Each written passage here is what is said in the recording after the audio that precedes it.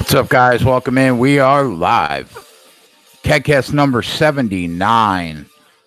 What a weekend we had. 18 units of profit on the weekend. We start a week anew. It's a really slow night tonight. Ant probably will jump on at some point.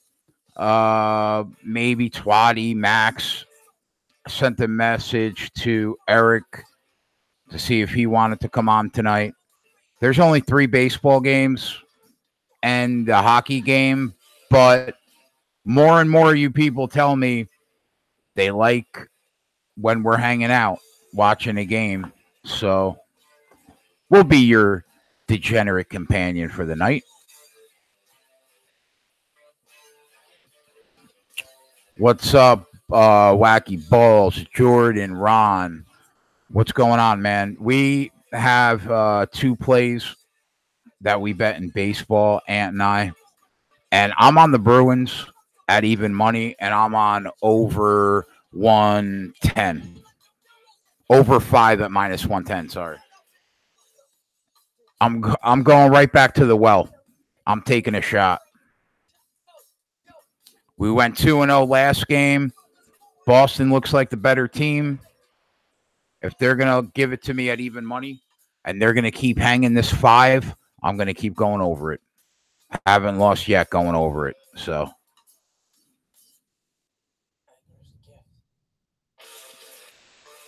we're on the Dodgers at minus 130. We're going to fade the market move. We're on over 9.5 in the Houston and Seattle game. And we did not bet the Philly game at all. We passed. So that's what we're on. And I'm right back to the well with the Bruins at even money and over 5 at minus 110. And that, gentlemen, is your day in sports. So we're just going to hang out. It's going to be very low key. After a really hectic weekend of one event over the other, or after the other, after the other, after the other, we're just going to chill.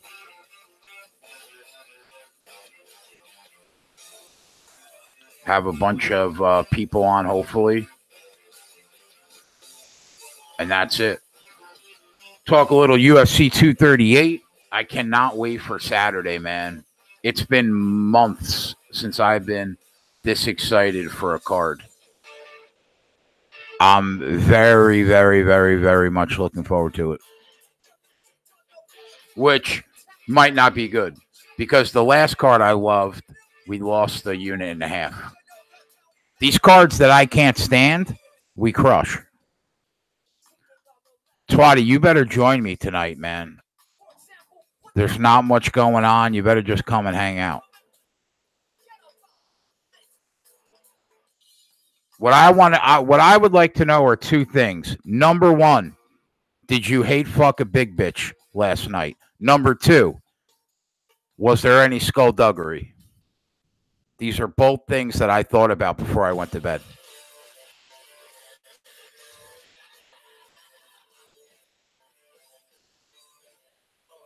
So I need the answer to both of those things.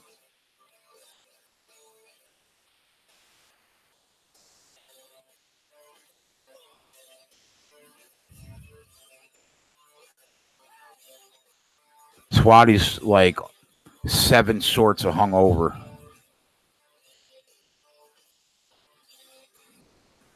I love it. What's up, E? What's up, Dale? What's up, Ronnie? Steve in the house. Andrew in the house. What's up, boys? Andrew, I saw your DM. I didn't have time to respond, but I saw it. What's up, Alex?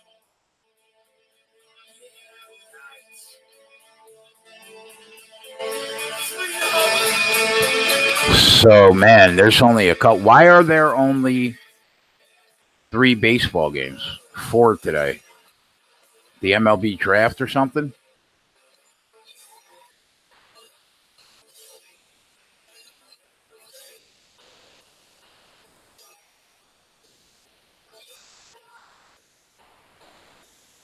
Wow, the Stanley Cup Final finally made a network television channel, huh?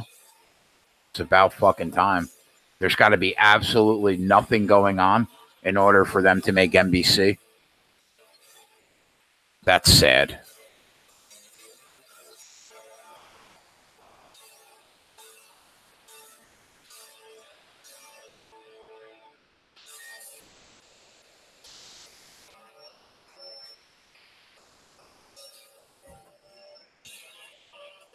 Trig, what's up, buddy?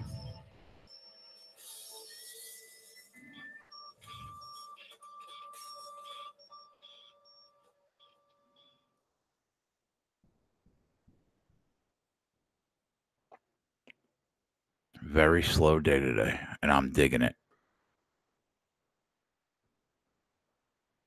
I sent a message to Max, but who knows? He might have like 320 softball games he's got to play in tonight. Kid is shot.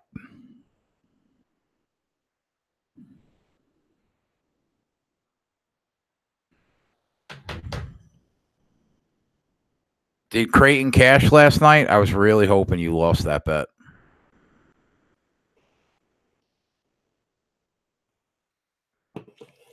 Not because of you, but because of Anthony. Jordan says, Jay, speaking of line moves, tied to a Vasa line drop from 185 to minus 155. I'm going to hit that hard. Well, I don't even know who Tuivasa's fighting yet, my friend. Just let me put these bets in. The Dodgers, book it.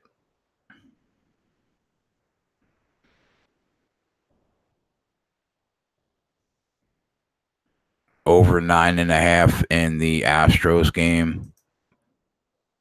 Book it.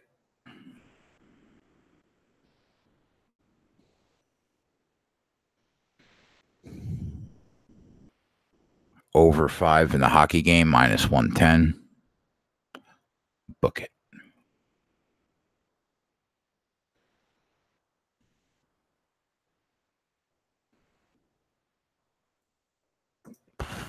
And I'm already on the Bruins at even money. So there's that.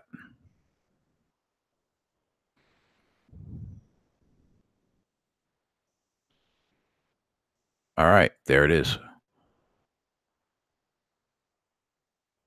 We found 4 bets to be on tonight.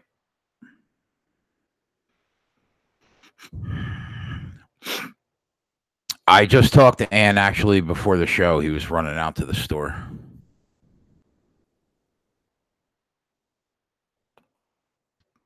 Twatty, come on, man. That's like 3 days old.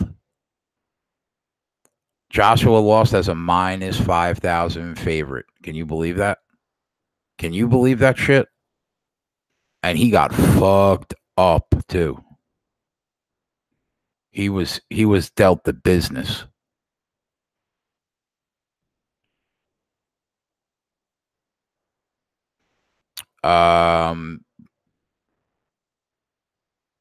What are we on? Sean, I'm on the Bruins. I'm on the over 5 again. And I tailed Ant on the Dodgers money line and over 9.5 in the Astros game.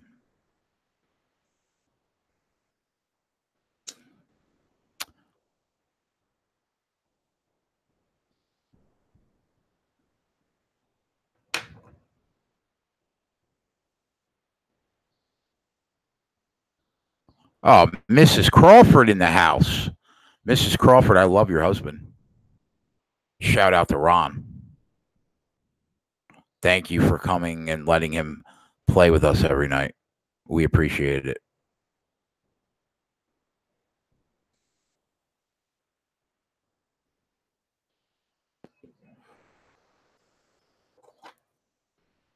Twatty said Joshua got beat by Guillermo from Jimmy Kimmel. Man, twatty with those chat one-liners, though.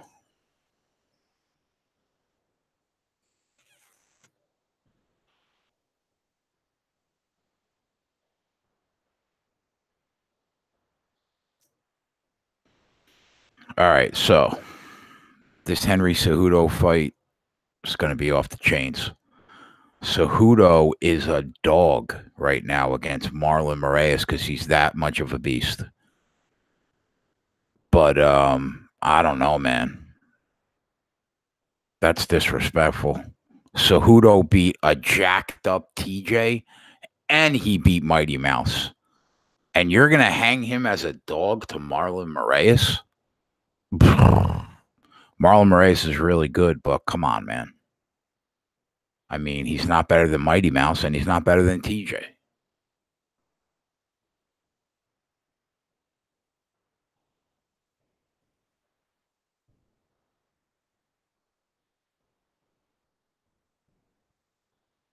Valentina Shevchenko is going to give Jessica I the business, but she's minus 1,200.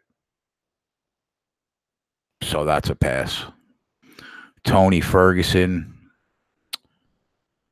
I love Cowboy, but he's not Tony Ferguson.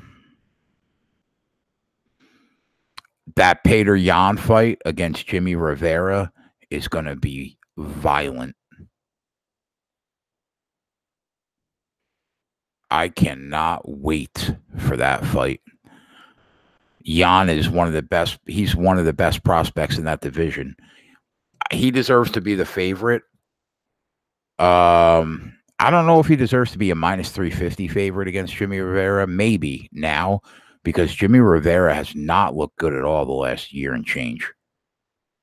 The Jimmy Rivera from like 3 years ago, no. God damn, my nose is itchy.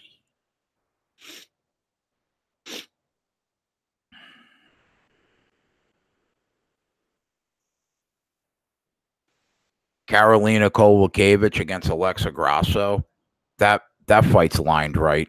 Alexa Grasso came in with a ton of hype, but she has not really impressed me at all.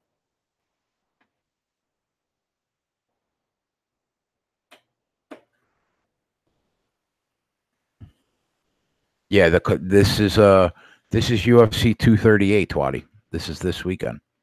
This is why I am. This is why I'm pumped. Angela Hill's going to get fucked up.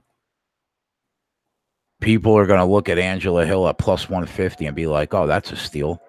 Yeah, not so much.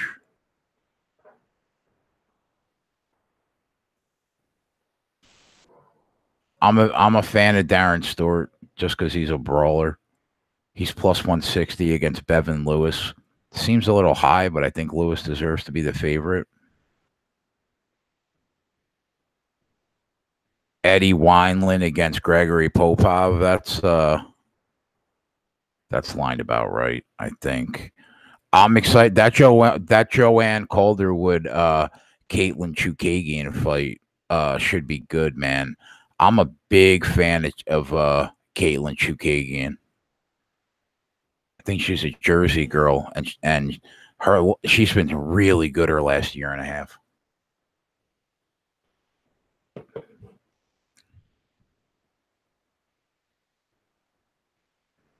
Tatiana Suarez, who is a fucking murderer. Man, I'm telling you, this might be one of those fights where you guys watch me drop like $7,000 on a chick.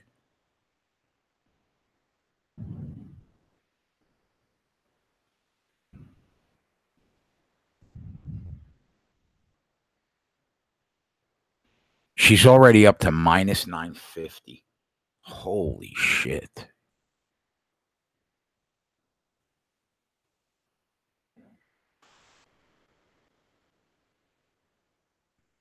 She's just an automatic in any parlay that you bet this weekend. I don't have any odds though. I don't have odds yet for the only odds I have are to go distance and not even on her fight yet. If she was like minus 600, I would have dropped $6,000 on her to pick up a G. Yeah, Jessica I's good, but I mean, you're talking about like Bullet Shevchenko is just another. She's just another kind of bitch. She ain't losing. That's why she's minus 1,200.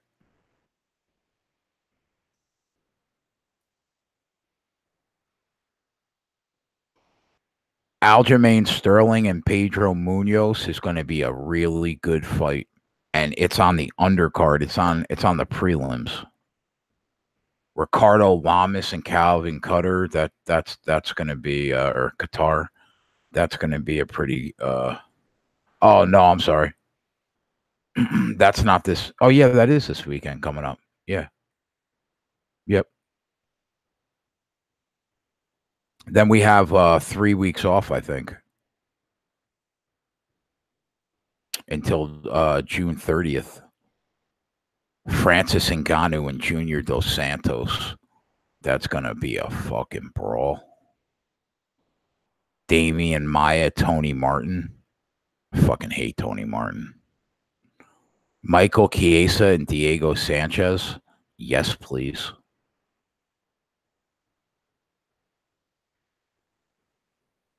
Diego's got CTE, but I'm still down to watch those fights.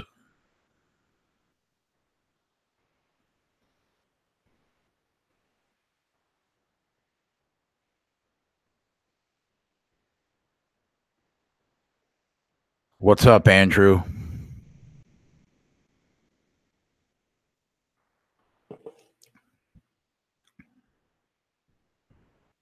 Tatiana Suarez should be any bet that you like, okay?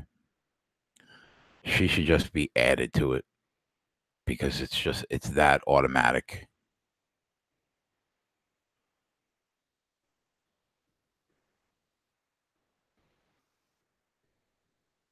Edmund Shabazian and Jack Marshman, that's in July. But it's going to be a good card. It's going to be Fightcast number, I don't know what we're on, 15 maybe. It's going to be fun.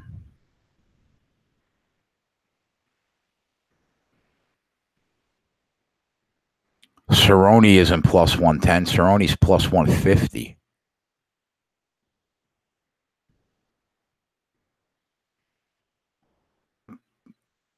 Cerrone just beat the number 3 lightweight in the world, or number 4 lightweight in the world, and he's plus 150. That tells you everything you need to know about Tony Ferguson.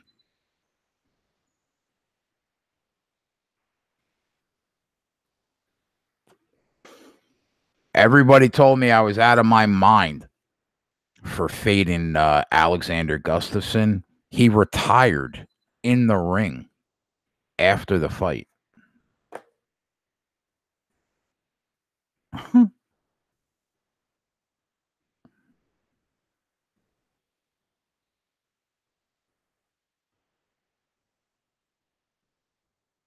We're about 10 minutes away, I think, from this Stanley Cup Game 4.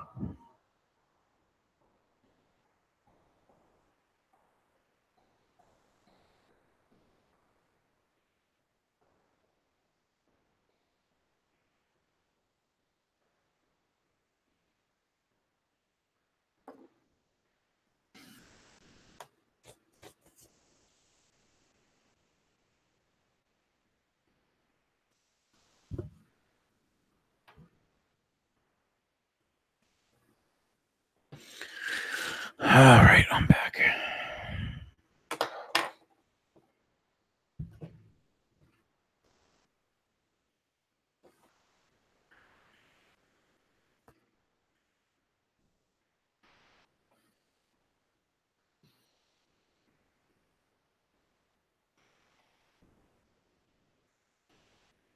Triggs on the Phillies, huh? There you go.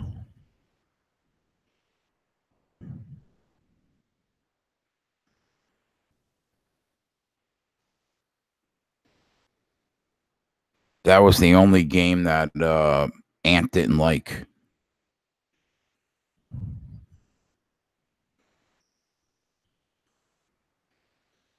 Andrew's on the Bruins under. I'm on the over 5.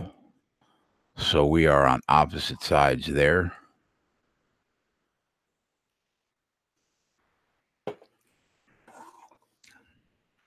Under 5.5. Yeah, I got 5 at -110. Is Clay gonna play for game 3? That's big, man. If they are down Clay and KD, it's hard to back the Warriors.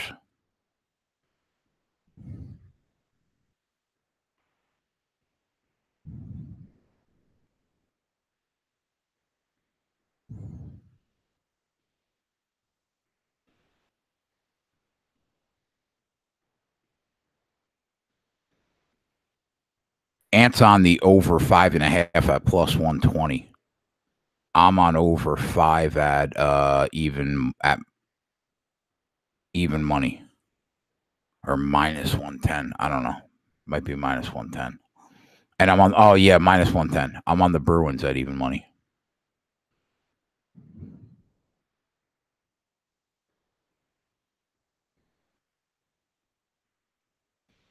Tai Tuivasa is fighting even off.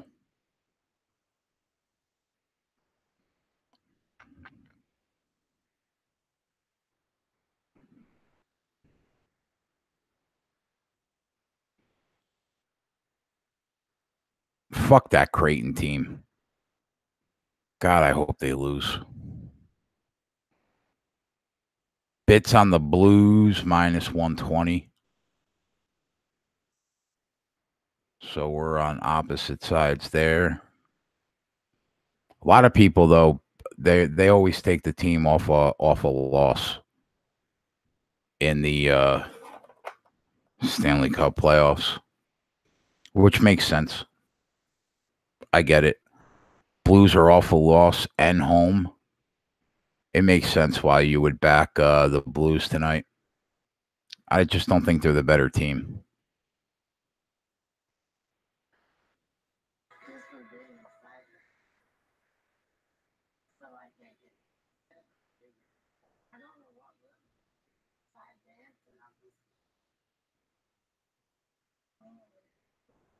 Anybody know where the Mets pick in the first round of the draft?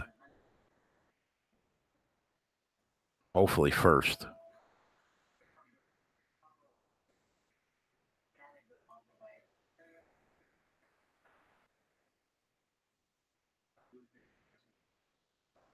#12th.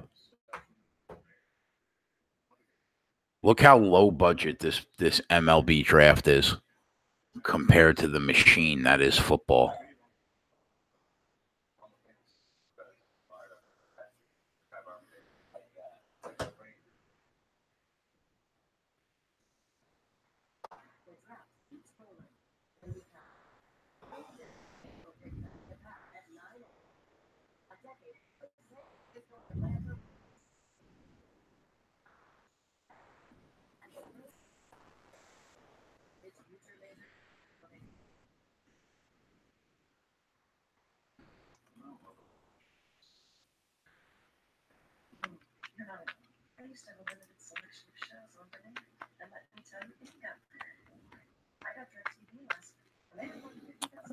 UFC 238 is in Chicago.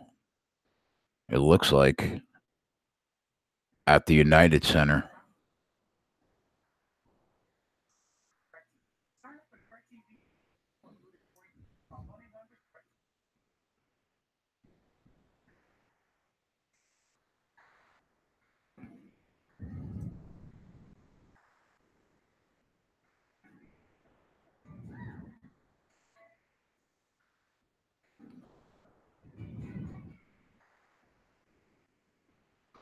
Tai Tuivasa, though, should not be on the main card of a pay-per-view.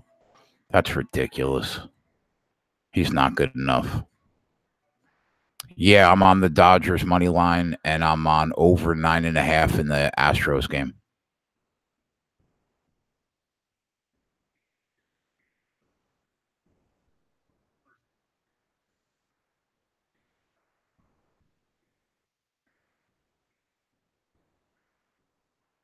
That just goes to show you that the UFC is putting on way too many events. When people got to pay $60 to see Tuivasa fight, that's absurd.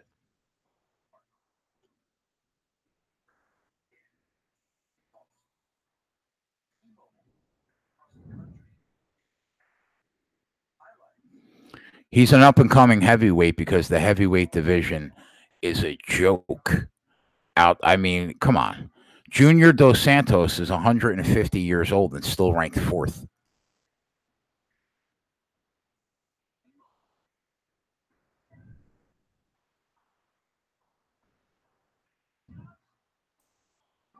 It's the weakest division in the sport. Light heavyweight and heavyweight. It's hard. It's hard to decide which one's worse.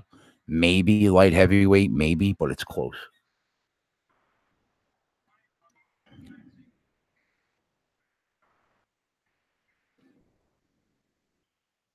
Curtis Blades and Derek Lewis are the 4th and 5th best heavyweights in the world.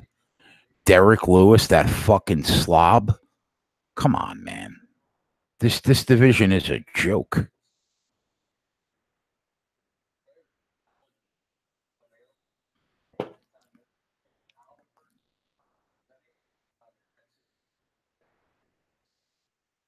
But it's always been a joke. I mean, even when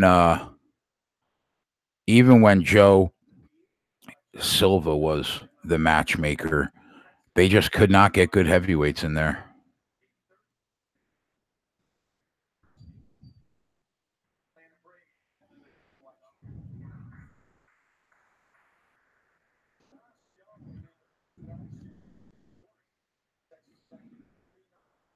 Walt Harris is in the top 15 in the world at heavyweight. That tells you everything you need to know.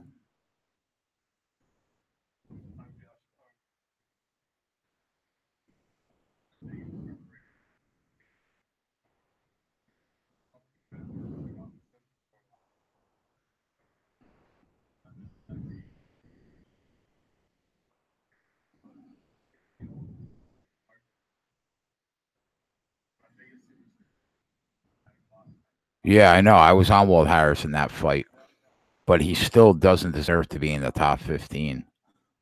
It's just a terrible division.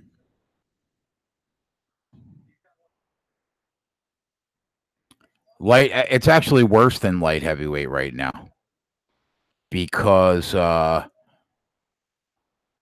Junior Dos Santos, Alistair Overeem, Cain Velasquez are all in the top 8, and they're all just done. At least the light heavyweight division has Thiago Santos, who could beat everybody probably in that division except Cormier and Jones. Anthony Smith comes off a great fight. Dominic Reyes is an up and coming prospect that I like. Jan Blachowicz finally found a home at light heavyweight. Volkan Oezdemir is just fallen off a cliff lately, but he's still decent. Johnny Walker's ranked 12th. That's a stronger division than what they got going on at heavyweight right now.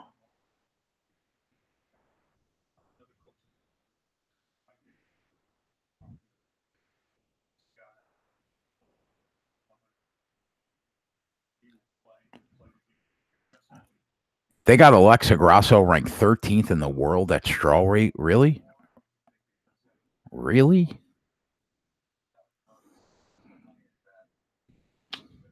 I don't know, man.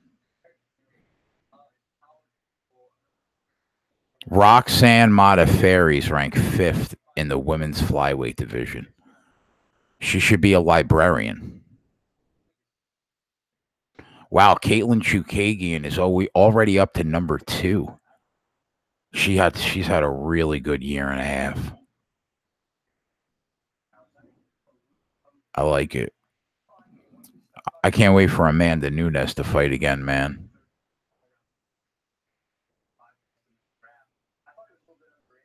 Maxwell, why are you playing softball right now? Because I sent you an invite.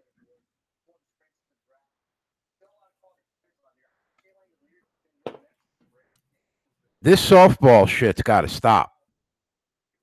Because I don't have you on this show now, like every night.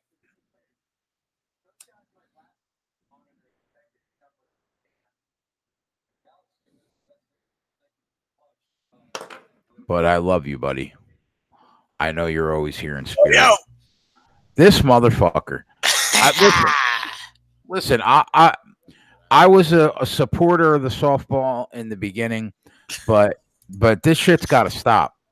This is what I do in the summer, boys. Like, Jay, this is what I do in the summer. Like, I'm a softball player. I mean, the Toronto baseball Diamonds need to share you a little bit. You know what I mean? I pay to play. You got to remember that. I pay to play. Those motherfuckers don't even know how to cut the fucking grass properly.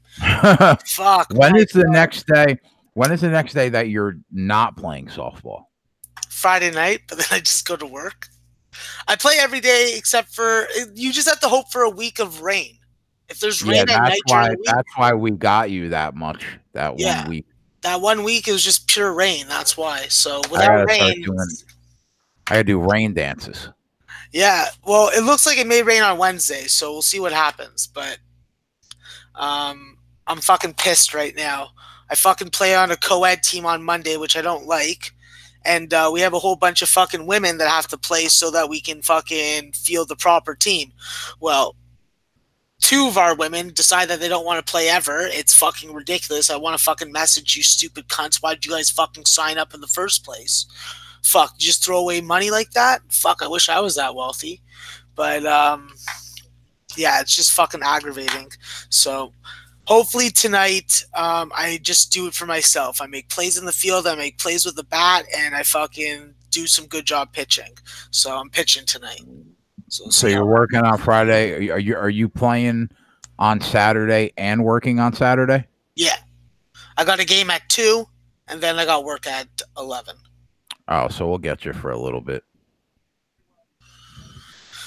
Big day Saturday. Big UFC. Looking forward to it. Well, fuck, after the weekend you just had, of course, plus 18 units in 1 weekend, fuck, that pays the mortgage for a lot of people. The show did well for sure this weekend. It was fun, man. So I came right back with the Bruins over 5 at -110, and I took the Bruins at even money. Yeah, I got the Bruins at plus 102, and I took the over 5.5 at plus money.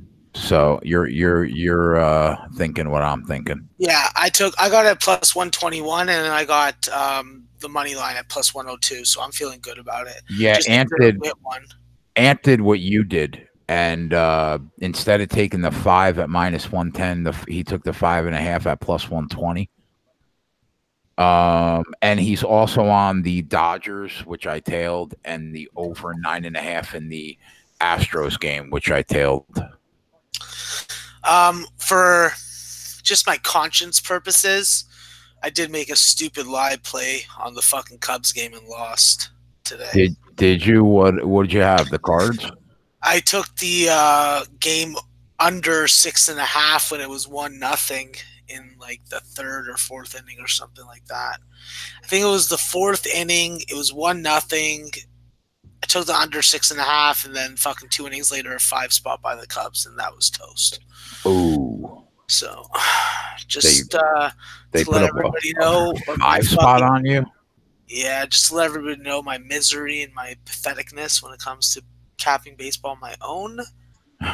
Lesson to other people: don't do it. What were your final thoughts on that Warriors game? I had the over, so all I was happy. I was like, I got my 212.5. So, I was just fucking happy. You think Clay's gonna play? I haven't watched the game. I didn't even watch the highlights of the game. I watched the last minute 50 at the end of my softball game just to see if I hit the over. I knew that I wasn't hitting the Danny Green prop. I hit the Fred VanVleet prop, so that was good. But yeah, I totally checked out of the game last night, and having trouble getting interested again. They're hanging the Warriors as a 6-point favorite, and the total at 213.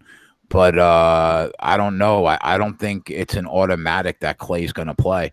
If they're missing Clay and KD, how do the Raptors not win that game? You'd be surprised. You'd be surprised. So these Raptors are an interesting bunch. And if they want to freaking go on this run that they supposedly gave up in the third quarter, well, we already know what the result's going to be on that front. Yeah, Clay. Trig says Clay is day to day. I think that Clay will end up playing. Is Clay eligible for? He's not eligible for a super max contract, so he's got to play if he's want to get paid. Andrew says, I missed my Draymond triple-double prop by 1 assist last night. That saved Anthony, because Anthony had that there wouldn't be a triple-double at minus 240. See, Draymond was plus 200 last night. That's why I didn't jump on it. I thought that if it was anywhere above 300 or up, then I would jump on the triple-double, but... It was only plus 180. Yeah, it was plus 200 on my book and minus 200 for his double-double, which obviously cashed. Right. Hollywood in the house. What's up, Bri? Oh, man. I'm going to get my fucking game on. Okay, so last night, buddy. First off, I'm going to take this time. I don't give a fuck what anyone says. The first 10 batters, I was at the bottom of the lineup because I got there late. I was at the bottom of the lineup. First 10 batters, no runs through 2 innings. Your boy, Maxwell Smart, leads off the 3rd inning. Fucking my captain, my fucking GM, he keeps on telling me, he's like, be patient. This guy can't fucking hit the plate. This guy can't hit the plate. I'm like, okay. So, obviously, I'm patient. I do what I'm told. I go down 0-2. So now I'm in fucking emergency mode. I'm fucking choking up. I'm fucking trying to take a couple steps up in the batter's box. I'm fucking cheating any way I can. I love it. That next fucking pitch, I fucking take a mighty motherfucking swing. And how far does that ball go? 5 feet in front of the fucking plate. It's a fucking run to get that infield single. And who beats out that throw? Your boy, Maxwell Smart. Chicken tenders in his stomach and all. Did you accidentally hit a bunt and it got the runner in? I didn't. I fucking hit it. I hit it and it went off the ground and into the air. That's fantastic. So I ended up beating out that throw. We were down 4-0 at this point. We ended up winning the game 24-6. My banter of hyping every single teammate up, going to each and every one of them, was single-handedly responsible for fucking building these guys' confidence up so they could fucking do what they've fucking done in every other game. Hit the ball, score runs, win games. You're telling me that your words produced 24 runs. I'm telling you, my words produced the confidence to go out and get those 24 runs. There were bags of Skittles bursting in the air. There were pigeons being killed. Chicken tenders were raining from the sky, oozing organic honey. It was fucking epic. The best part about it was only one guy brought his wife, and she's cool with the stripper talk. So it was all fucking gravy. So it was just organic honey, sluts, chicken tenders everywhere. Everywhere. Sloot slaying galore, bro. Went 4 for 4. Fucking had a couple RBIs, scored a bunch of runs, ran a couple pinch runners. Like, yo, I just fucking did awesome work. Only thing that I didn't do was anything in the field. I got a couple balls hit to me, but nothing in the air, nothing on the line that I could take. So, did you hit the cutoff, man? Of course I hit the cutoff, man. Well, that's all you could do. What else can you do? Well, I could have tried to gun it for second and hit the runner because if I'm playing center field, well, I'm on the best line to hit it. But I'm smart guy. I go to my fucking cutoff guy. And that's always my shortstop, JMB. Boom. There you have it. Maxwell Smart. And I had my 4 for 4 game, so I felt good also. I led off most innings, so that was nice. I like being the leadoff guy. Get me on base. Let me run that chicken tender weight off. Let's do it, boys. 4 for 4, all singles, or did you? Yeah, all singles. All singles. All right, we'll take that, but that's a little weak sauce. Yeah, but that's what kind of hitter I am. I'm a contact hitter. I'm trying to hit it down lines. I'm trying to hit it the other way. I want to get on base for my boys to set it up. So overtime in the house. What's up, buddy? What's up, Armin? I can't be running and hitting these fucking opposite field triples like I did on Saturday. Steve said that your superpower is your powerful energy. Oh, I bring the energy. I tell you that. All those boys were fucking smiling and having a good time last night. I'm like, listen, you 45-year-old sons of bitches. Let's fucking perk the fuck up and let's fucking burst some Skittles in the air. I'm like, I like grape flavored. What's the average age in that softball league? 40s. I'm like the second youngest guy on my team. So you're like the young blood. No, there's a guy, my tandem partner, my outfield partner, JMB. He's like in his 20s. So he's the youngest. I'm the second youngest. We got 35 people right now watching you talk about your day at softball. I love it. Oh, that's what I do, boys. I fucking play softball and I fucking cap college basketball and I fucking serve cock soup to bookies all over the world. Boom. Boom. That's what I call hard cock in that fucking cunt. Bam. Bam. So it's a slow night, but yeah, I hear that. But we're here. We're here because that's what we do. Hockey's gonna make us some money, though. We're gonna make some money. Yeah, I'm hoping. I'm hoping that the Bruins. Binghamton's rattled. Tuukka Rask is on point. Bergeron's ready to fucking score and win faceoffs, and if they get on the power play, watch the fuck out. These Boston Bruins are fucking wicked. What's your final? 4-2? No, I'm thinking like a 5-2 game. Wow, 5-2. Max calling shots. Listen, when you open up the fucking offense, when you open up the fucking the wishing well, fuck, you gotta fucking wish hard. This team is definitely offensively talented. I think that they have Mr. Binghamton rattled. And the fact is, when a goalie gets pulled, the next game is just not good statistically wise and goals against average wise in the NHL playoffs. So I was reading a stat today about it. So I feel good. Oh, hockey aficionado. Who do we got? Mr. Gogster in the house. What's going on, guys? My man. What are you on in this hockey game, you son of a freaking woman? Man, I fucking hate hockey this year. I don't even know, man. Boston's just fucking me left, right, and center. I hope they lose, but I know you guys are on them. I don't have a clue. I thought no game was going to go over 6 goals. There was 9 goals in that last one. So, yeah, you want to hang at 35. That's what's going to happen.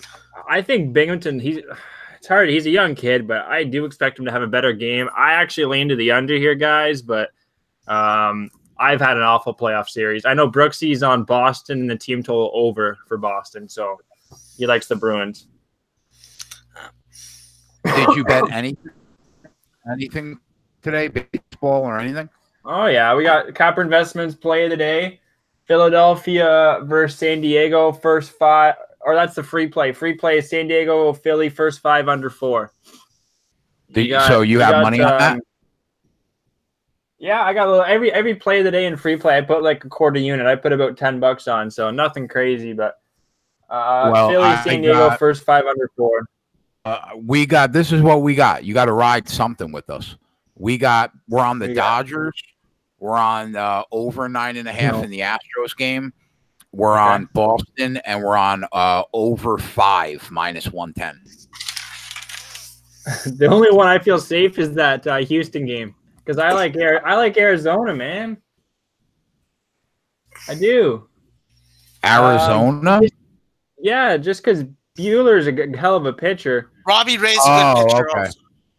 Okay, yeah. So all right, well then you bet that fucking Astro over, bitch. Don't be a bitch. Oh my God, he's bringing out the ant. He's bringing out the ant for us. Don't you be a bitch. I'm pulling the phone out now.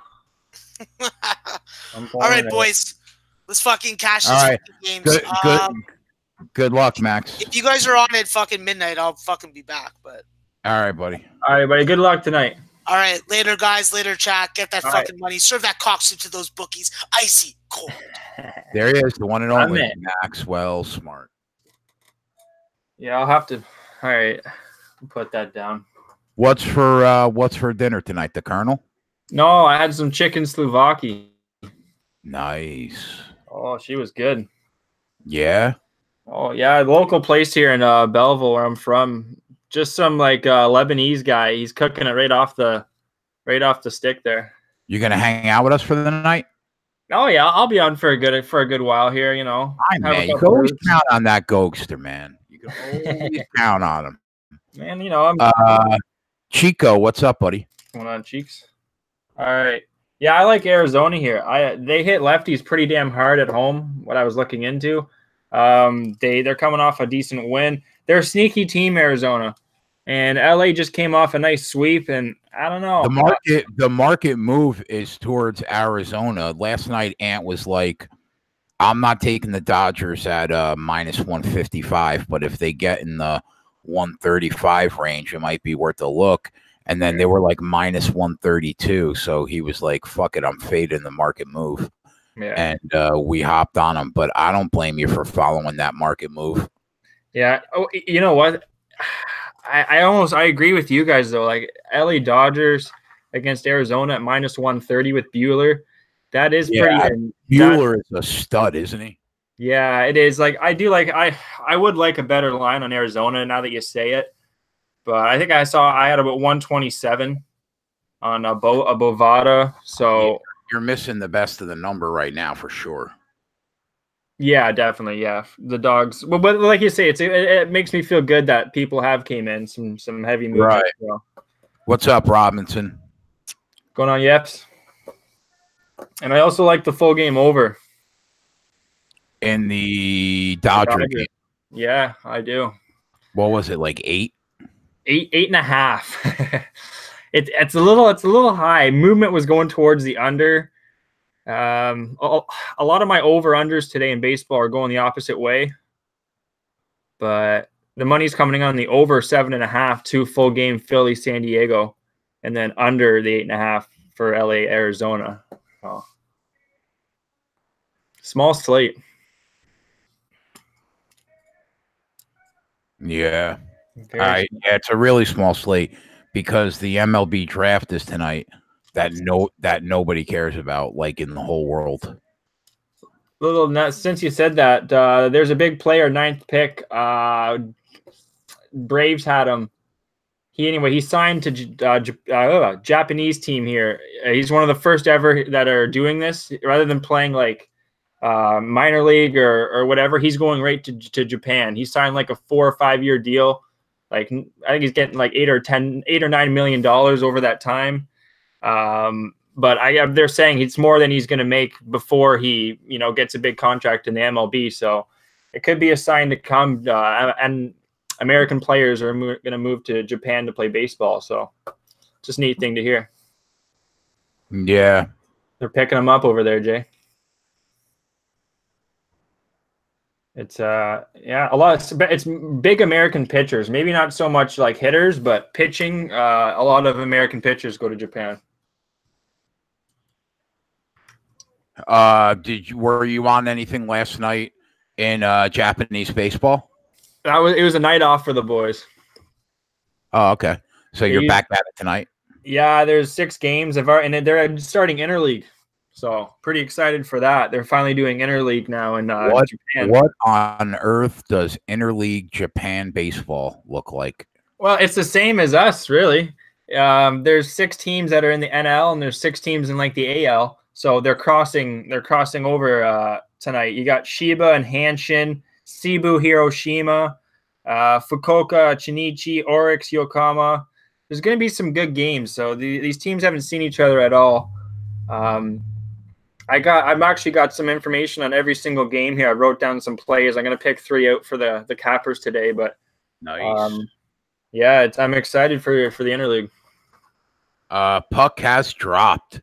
Let's make this money. I wouldn't be surprised if the first period goes over the way this series has gone, though. Yeah, man. I mean, if you took over 5 every game, you haven't lost yet. You pushed once, didn't you? Yeah. And you should have won it because it was 2-2 in the first. Right. Yeah. Well, what were you saying about UFC there? Oh, this weekend's going to be epic. Are they charging though now, or what were you saying? Oh, well, the pay-per-view, they always charge every pay-per-view $60. But I always get free streams off the internet. You know what I mean? Oh, yeah. 1-0 Blues early. I told you. The goals are early in this fucking game. I should have bet it. 45 seconds into the game. That doesn't surprise me. Wow. Well, that's good for the over 5. And Let's get that money. I would have had St. Louis, and I would have leaned to the under, but not the first period, the way the series has gone. Wow. I mean, I'm on the Bruins too, but I mean, you could be down 2 goals in hockey and it's nothing. You know how it is. Oh, 100%. They actually say like a 3-goal lead is like the worst lead you could have in hockey. But that's good. We need the over to cash anyway, so. Yeah. Who got it? Do you know, Jay? I don't have it on. You know what? I could tell you. Hang on. Let me check the box score. Yeah, I'll do the same. Wow. Oh, goal was O'Reilly. Old O'Reilly, Ryan O'Reilly. He's a Canadian kid. He actually crashed into a Tim Hortons and drove off, apparently. Did he really? Yeah, he's a bit of a – he's because he was drunk, obviously. And am I the only person on the fucking planet that doesn't know what Tim Hortons is? Do they have Tim Hortons in the United States? Yeah, bro. Like Detroit, Upper New York for sure.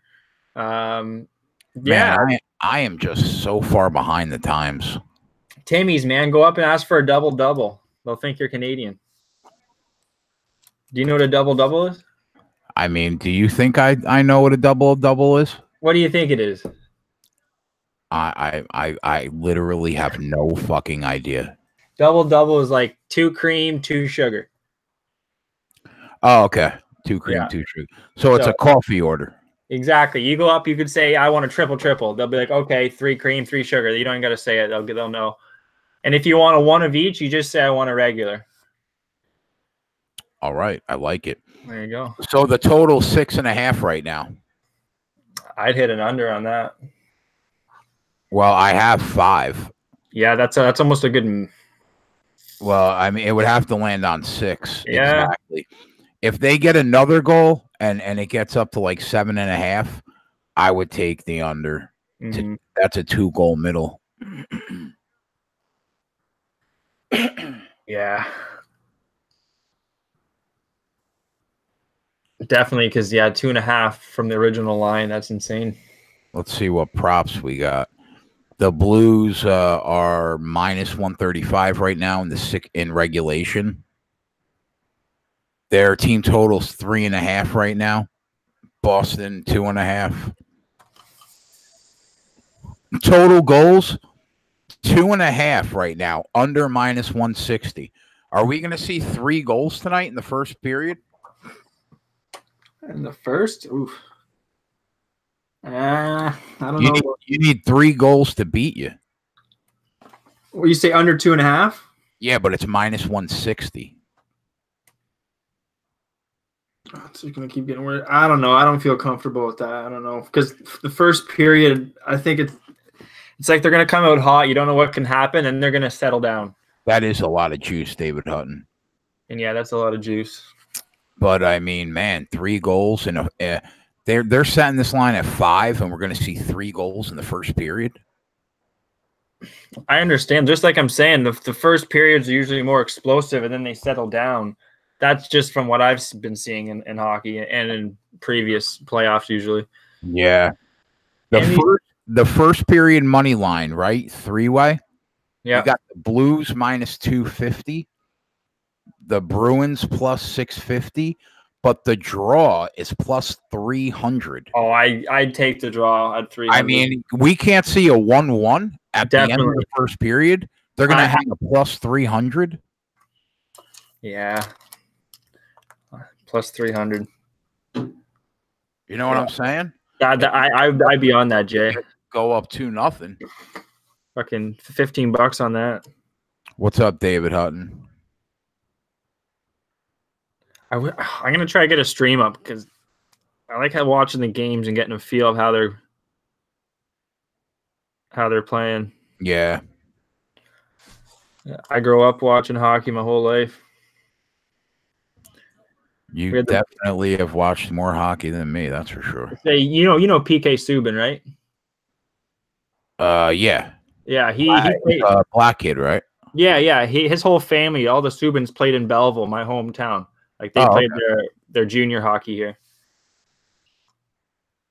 So where is he right now? Last I saw, he was on Nashville, right? Yeah, he's still there. He went from Montreal, where like that was his home, that was his favorite team. Even though he's from Toronto, he was a big Montreal fan. And then it just kind of fell apart with the organization, and it's just shit happened in the locker room. And he got traded to Nashville for Shea Weber, which was a huge trade. But yeah, he's a great. I'm a huge fan of PK. Good guy.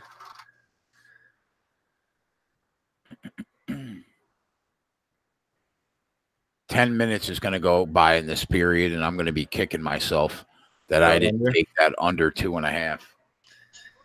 Yeah.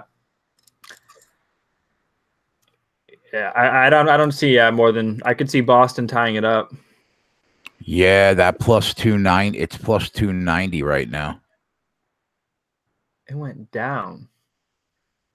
Yeah, it went down 10 cents. Yeah. Andrew coming in with the high heat. Fans are racist in Montreal. Oh, really? Well, I've never been to Montreal myself. I am from Canada, but I know that was his favorite team. He had a lot to do with the sick kids there and stuff. But you've never been to Montreal and you're Canadian. Isn't that like sacrilegious? No, not at all. I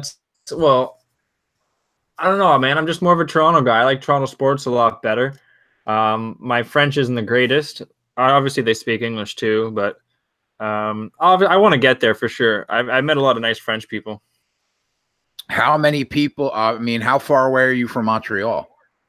About 3.5 hours. Oh, okay.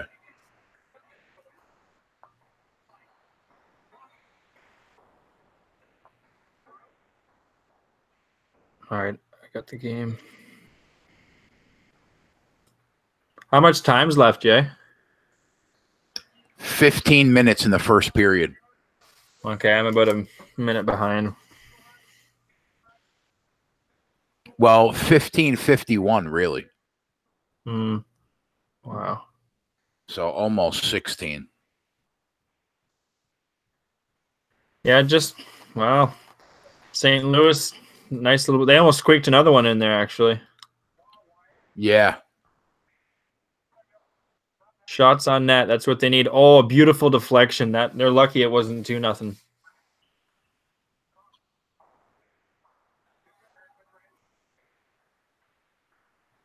Nice play. Boston looks a little flat, man. Now I'm seeing is St. Louis is coming out like wildfire. Yeah. The big thing is they haven't been getting shots on net. Like they've really bad shots on net, so they got to play a lot more aggressive here. And they already got 4 shots on goal, and that's a good sign. Ryan says beautiful French women all over. Oh yeah. That sounds like a good deal. Definitely. I've had people come to me saying the strip clubs in Montreal are like the best you're going to see. So there's one street, I think it's Catherine Street, I want to say. In Montreal, it's just like strip club heaven. Yeah. Yeah, Canada's it's very different from, Toronto to Montreal to Newfoundland to Vancouver. So you're basically on the East Coast, right? Yeah, I'm on the East Coast, not far East Coast. Like East Coast is like Newfoundland, Halifax, New Brunswick, out there. And then like the furthest tip west in Canada is how far away from you? How long would that take you to get to? The farthest I've actually been, place is like Vancouver, Victoria, where Jimmy the Bag's from. And that's like a 5.5 hour plane ride from Toronto. So that would take you a full 24 hours, right? To drive there? Oh, more. It takes you from where I am to get out of Ontario to the farthest point west. It takes you about over a day to drive. Yeah, because it takes, I think it takes maybe 48 hours for me to go from Jersey to California. And that's about a 5.5 hour plane ride too. Yeah, I'm just saying, like from one end of Ontario, though, the province, to the other end, Right. it's about a day. It's about 24-hour drive. And then from the end of Ontario all the way to like Vancouver, that's about another 24 hours. But I'm just saying Ontario is one of the biggest provinces next to Quebec. It's a lot of area. Ryan says Americans are too close-minded for Montreal. We love and accept everyone, and it makes people uncomfortable. Oh, well, yeah. that means I would fit in Montreal because I love everybody. Oh, definitely. Anywhere in Canada. But yeah, that's good to hear in Montreal. I really got to get there.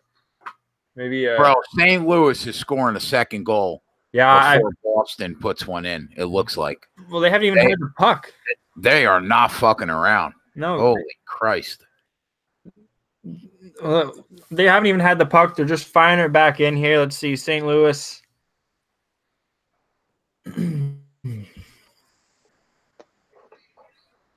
I wonder if I could bet that second goal of the game. You should. Scored by St. Louis. I'm looking to see if I have that. Oh, race to 2 goals, but St. Louis is minus 330. Ooh. Oh. Holy shit, man. Hey, how about first period correct score? St. Louis 2-0 is plus 410. I take 2-0 or 1-0. 1-0 is 160. Plus 160. Because either they hold this huge charge and maybe then they don't score, or yeah, I do think St. Louis will net another. Yeah, see, Bit has second goal. The Blues have even money. I don't have that option. Even money, really? Hey, wow, Bit. I would have thought it was minus or negative money. They've been all over him. Oh.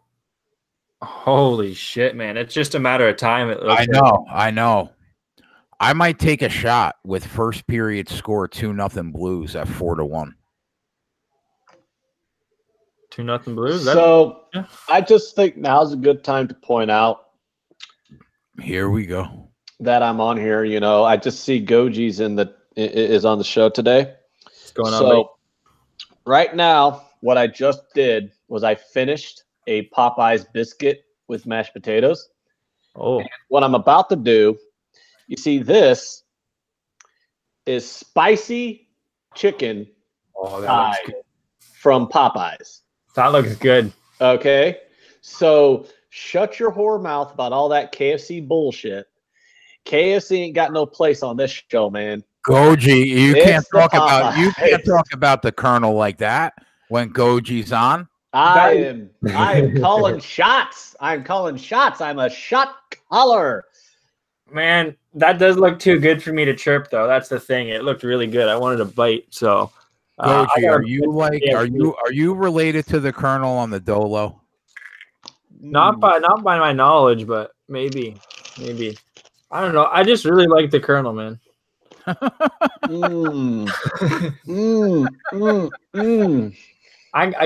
go to Peterborough. It's about an hour away, and I'll pick up some Popeyes for you. I got Popeyes. Who says I just really like the Colonel? Oh my God, this fried chicken is heaven. I can so hear you're basically telling me that you came on the show with like 35 people watching right now to eat your fucking food on camera? Is that basically what you I saw Goji was on, and I got Popeyes, and I had to do it, man. I just had to do it. I appreciate it. At least it was spicy. I've been preaching Popeyes to this kid for a month. Yeah. And now I'm eating it live on air. Well, I can eat it too, Ant. So I'll go pick up some Popeyes, and I'll drive an hour, and I'll go live from Popeyes where I am. Is it going to take you an hour to get to Popeyes? Yeah, I used to be in my college hometown, Peterborough, Ontario. Yeah. Wow, that's a long way to drive for chicken. I'm literally 2.5 blocks from a Popeyes. Yeah, other than my town, everything else is like under 10,000. So it takes me a while to get like a 100,000 town or 75. Oh, Jay, did you talk about what I was liking today in baseball? About 6 times. Oh, okay. Yeah. Hey, what's up, Ron? I told everybody what we're on. Hey, Ron, I sent you a DM on Twitter. I will say that everybody's liking the Phillies, though. I don't have a desire to bet that game. I really don't. I don't like the line, and by that I mean I just think the line's about right. You know, the Phillies should be about like 54 to 55% to win the game, and it's reflected in that minus 135 or minus 130. Kind of likes Arizona. Yeah. Just I understand that the line. I wanted to get more in the plus 140 or 135, but the monies came down a lot. So, but I do lean Arizona and the over 8.5. I know I'm crazy.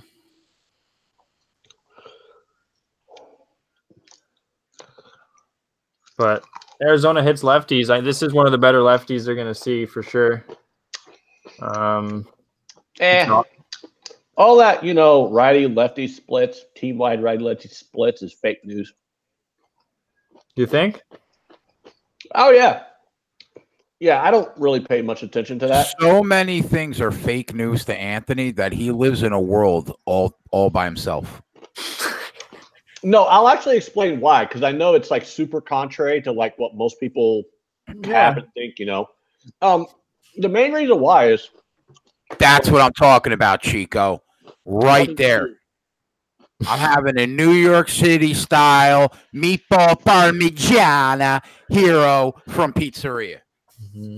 Word. Sounds marvelous. Word. That sounds like a New York thing to do.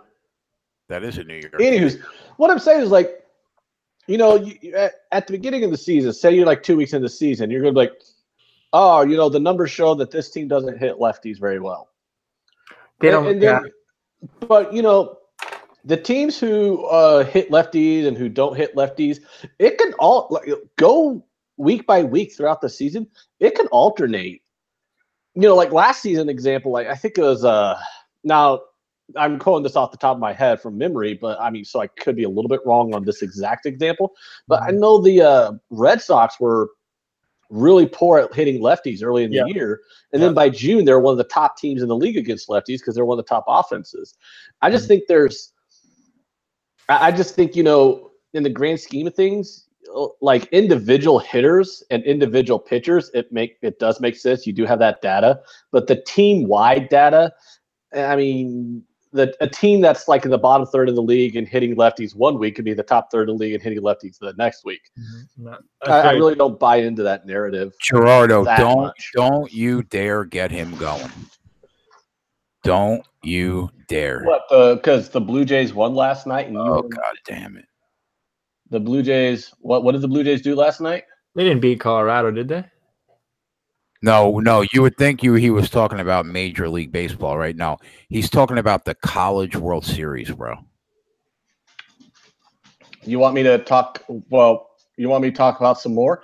Because currently the Blue Jays are up 4-1 against Michigan in the elimination game. See, you guys had to get them going.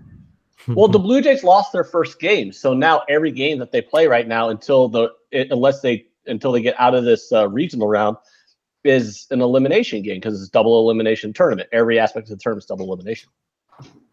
So there's 16 regionals with 4 teams in it that they all play round robin, double elimination, and then the winner of those 16 regionals, then they all play each other the best 2 out of 3. So basically they make the Sweet 16, and then they play a 2 out of 3 to determine who goes into the College World Series. And the College World Series is the final 8 teams of the tournament. And the College World Series, which is the final 8 teams, is played in Omaha, which is played in TD Ameritrade Park, which is 1 block from Creighton University, which happens to be where Creighton University plays all their home games. I'm going to kill myself on air if you don't shut the fuck up about Creighton. Dude, how many fucking times do you let Max on here talking about big booty fucking softball players? Because he's way more entertaining than you. This son of a he goes on about stuff. What? Because he's like, oh, I want to fuck all these softball chicks. Because he's so obnoxiously like insane that it's entertaining as fuck. Well, right now I'm watching the Creighton Michigan game, and I'm going Blue Jays, and let's go Blue Jays. And Gerardo cashed with me last night on that Blue Jays. Yeah, a couple people in here did. Hell yeah. Because they wanted to be in solidarity with me. I wanted to be in solidarity with you, but the books wouldn't let me.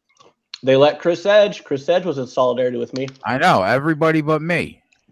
And me. I wasn't here, though. Uh-oh. Wait. Oh, they almost scored one. Why did they have a close-up of that Michigan player's crotch? He pissed himself. Goji, is that a double play? Is that a double play? No, come on, he was out. I thought they got a double play there. He beat out the throw out first. Son of a bitch. Goji, you look like you're reminiscing about life choices. Like you just don't look happy today. No, I'm just just smoked a nice bowl after a nice hard day, so I'm just relaxing, just rip that too, big boy. Legal in Canada. Thank you very much. Yeah, no, we're good. We're good. I'm good for now, just enjoying it. Picked up some better stuff, so it's lasting a little longer. But yeah, no, we're having a good time, buddy. I'm on with you boys, so why would I be pissed? Come on. We love you. I thought you were reminiscing about old Redbeard. Oh, Redbeard. Good old. I don't know him, but I love him. Oh man, he would if he was on camera, man. He would be he'd get people on. Would he be magic? Would he be camera magic? Oh, I think I got an audio recording of one of his commercial ads. I should maybe try and play it. Oh yeah, we need to hear that shit. Dude, he's like a pirate coming straight out of hell. Like he's 5 foot, like 300 pounds almost, huge red beard. Oh. MT13 says, doesn't Creighton have a decent basketball team? Yes, they do. Yes, they do, MT13. I could talk about them. I don't mind that. They don't play defense. What's up, Tony B? Goji, ain't nobody got time for defense when you rain in threes like it ain't no thing. In this day and age, pretty much, yeah. Yeah, they do that a lot. Mm-hmm. So Ron was on Auburn last night. Hey, Ron, you got anything going for the other games? There's some. What about UCLA and LMU? Should we take LMU plus 4.5 runs? Oh, God damn it. What? I would rather bet college baseball than fucking WNBA. You could actually watch. You could actually watch this college baseball on ESPN. WNBA's on what? How dare you? How dare I? We got WNBA games tomorrow. Jump Shot Jordan would like to know whatever happened to Dougie McBuckets. Dougie McBuckets is somewhere in the NBA. He's been on like 5 teams now. Dougie McDermott? I don't know.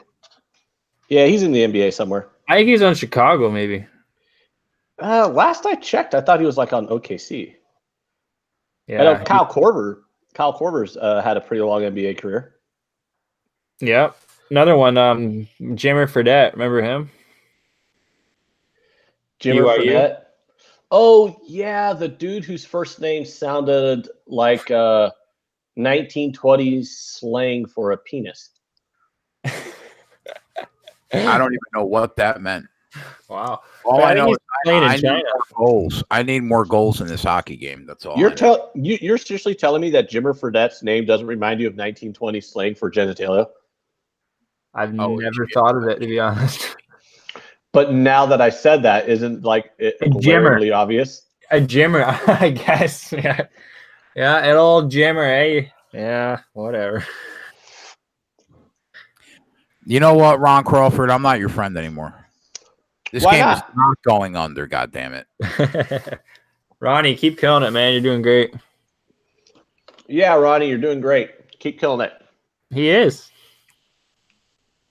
His MLB record was a lot better than mine. That's not saying much. Why didn't you have like 1 or 2 weeks ago? Didn't you have like a golden week? You went 5 for 5. Yeah, I went 8 for 8 at one point. I'll tell you why Ron Crawford does pretty good in baseball. I could tell you why. Because Ron is a smart guy. He has an Excel model. He has a system, and he understands math. That's why Ron is good at capping baseball. Because I've seen Ron's spreadsheets and things like that. Unlike some people who want to talk shit behind my back on Twitter who don't understand fucking math, but yet pretend that they're good at capping baseball. I don't know what you speak. I'll leave it at that.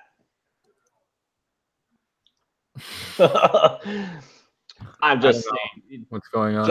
Just because you don't understand spray charts doesn't mean you can go and start talking shit to me behind my back when you're the moron who doesn't even know how to fucking read a spreadsheet.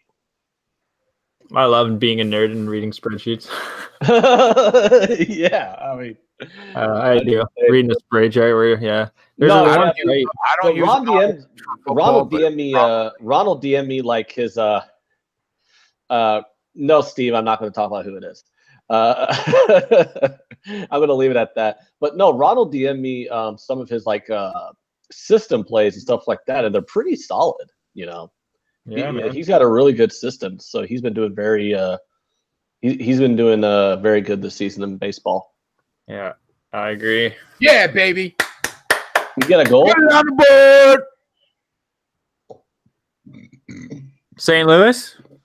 No, Boston 1-1. Oh, Jay, did you take that draw at the end of the first period at plus 300?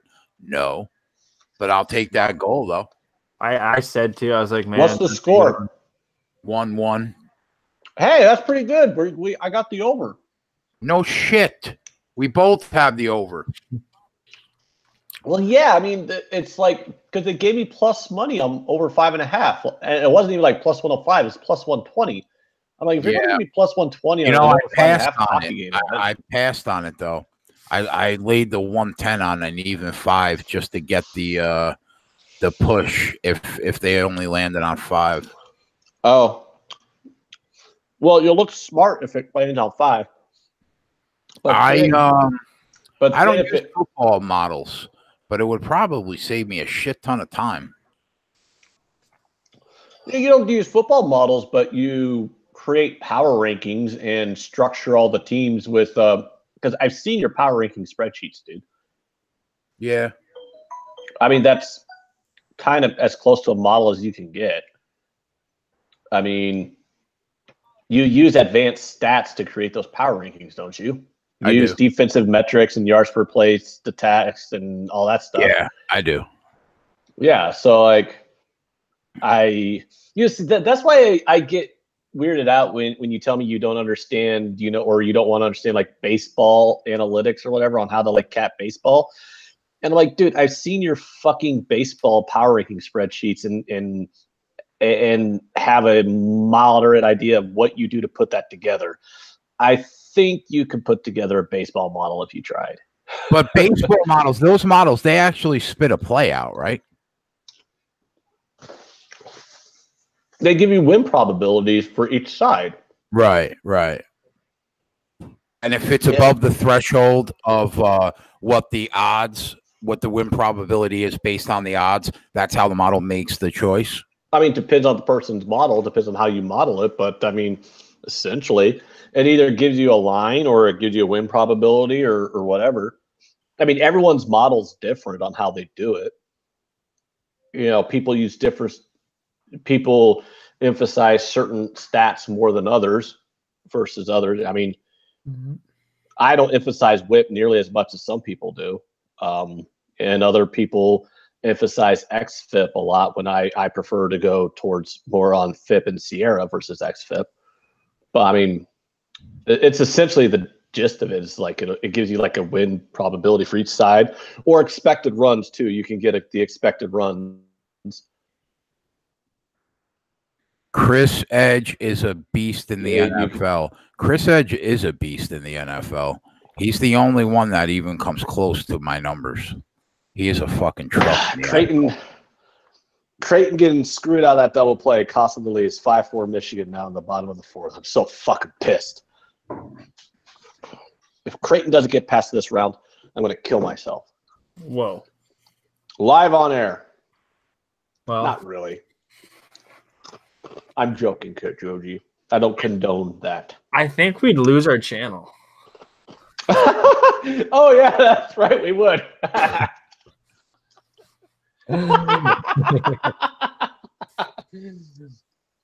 I'll be very sad. I'd be very sad. Yeah. They'd be like, oh, there goes the Sports Keg. Goji, that first period draw is minus 240 now. Ugh. I wrote it down too, plus 300 draw right here, first period. I didn't bet it either though. God, man, that was way like 300. Yeah, I hope somebody bet that, man. What did you bet? I said when St. Louis went up 1-0, they were offering the first period draw at 3-1. I said there is a very good chance this first period ends in a draw. And it's 1-1 right now with 5 minutes left in the first period. So, I mean, that's 5 minutes away from cashing. And all the hockey modelers were on the under again, weren't they? That's probably why. Jay Will took it. Now I'm fucking rooting for you, buddy. Who took it? Jay Will took it at plus 310. Ooh, that'd be pretty cool if you hit that. I hope we get that home for you. Good job, buddy. Now I'm going to be sick. Oh, boy. All right. All right, guys. I got a bet. Right here. Who here has Major League Baseball series bets that only count the first 3 games? If you have one of those, if you got the Astros at minus 175, that is what we in the business call free money. Love it. I don't have any series prices up right now. Astros series bet minus 175 against the Mariners. Now the line I'm getting is on the first 3 games only because I know if it starts on Monday, it's going to be a 4-game set or likely. But yes, and I'm betting to risk. I'm risking to win 1.5 units. Oh, wait a minute. I only have a series price on the Dodgers and the Diamondbacks and the Phillies and the Padres. Both 3 games. Dodgers are minus 200, Diamondbacks plus 160, and the Phillies are minus 127, and the Padres are plus 105. Wow, you got way different numbers than me. I got Dodgers minus 200, Diamondbacks plus 180, and Phillies minus 105, and Padres plus 115. And I didn't like any of those 2 series prices at all because I thought they were about right. But this Astros one, I mean, why are the Astros not minus 300 here on this series? That's kind of absurd. I wish I could bet it, but they're not offering me a line. Robinson says, has the show ever gotten 100 viewers plus at one time? No, never, man. That would be awesome. That's our goal. That's our first milestone. St. Louis on the board, 2-1. Good thing I didn't take the under 2.5. Yeah. Man, goals. Goji, you might have made the worst prediction in the history of the Stanley Cup Finals. Dude, that's why I said fuck this shit. I couldn't pick a game to save my life, and I'm right in the heart of hockey country. Jay Will, we got to get you one more goal, buddy. We're going to end this period 2-2. We got about 4.5 minutes to do it. You're not out yet, my friend. You are not out. Fucking hockey, man. Robinson, the most people I think we've had watching at one time has been like 40 once. Are we really close to 40 when there's like literally only 1 game on right now? Yeah, bro. And it's a hockey game? It's growing, Ant. It's growing. The Canadians, man. It's getting there. We're growing. Okay, so my dog can't decide whether he wants to stay in the room and beg me for more of this chicken or if he wants to leave because he's figuring out I ain't getting him none of my fucking chicken. You want chicken? You're not getting none. Did you ever feed chicken to a chicken? I've never fed a chicken. I fed a chicken, and it was oddly satisfying. No. Why did you do that? I fed a chicken once, and it was satisfying. Is that another goal, or is that a replay? That must be a replay. Oh. I agree with Ryan's sentiment here in the chat. I mean, what the fuck, Jay? You wait. What the? I don't know, man. Listen, don't fucking judge me, okay? All you fucking everybody in this chat has done something where somebody would be like, "What the fuck?" That's my thing, okay? I mean, we've all done stuff that's like been like, what the fuck? But none of us have fed chicken to a chicken. Oh, so now I'm the asshole. I mean, you know, like, Tell me. I mean, you know, it's like Ryan says that's messed up. Yeah, I mean, That's like if I fed you dead babies.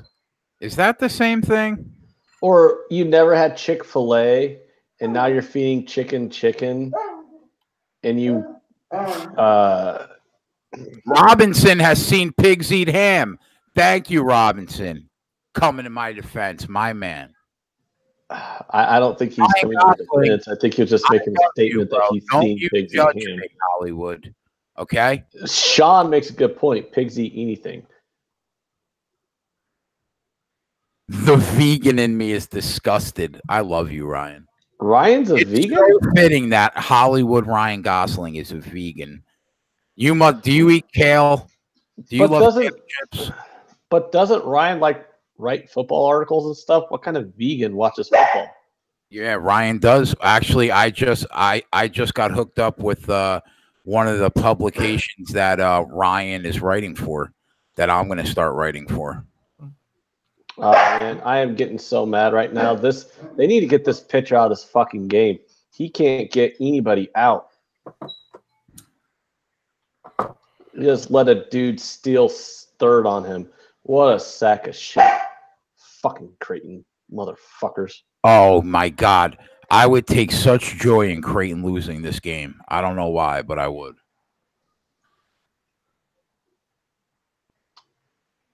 I would take such joy in. Don't say something you're going to regret.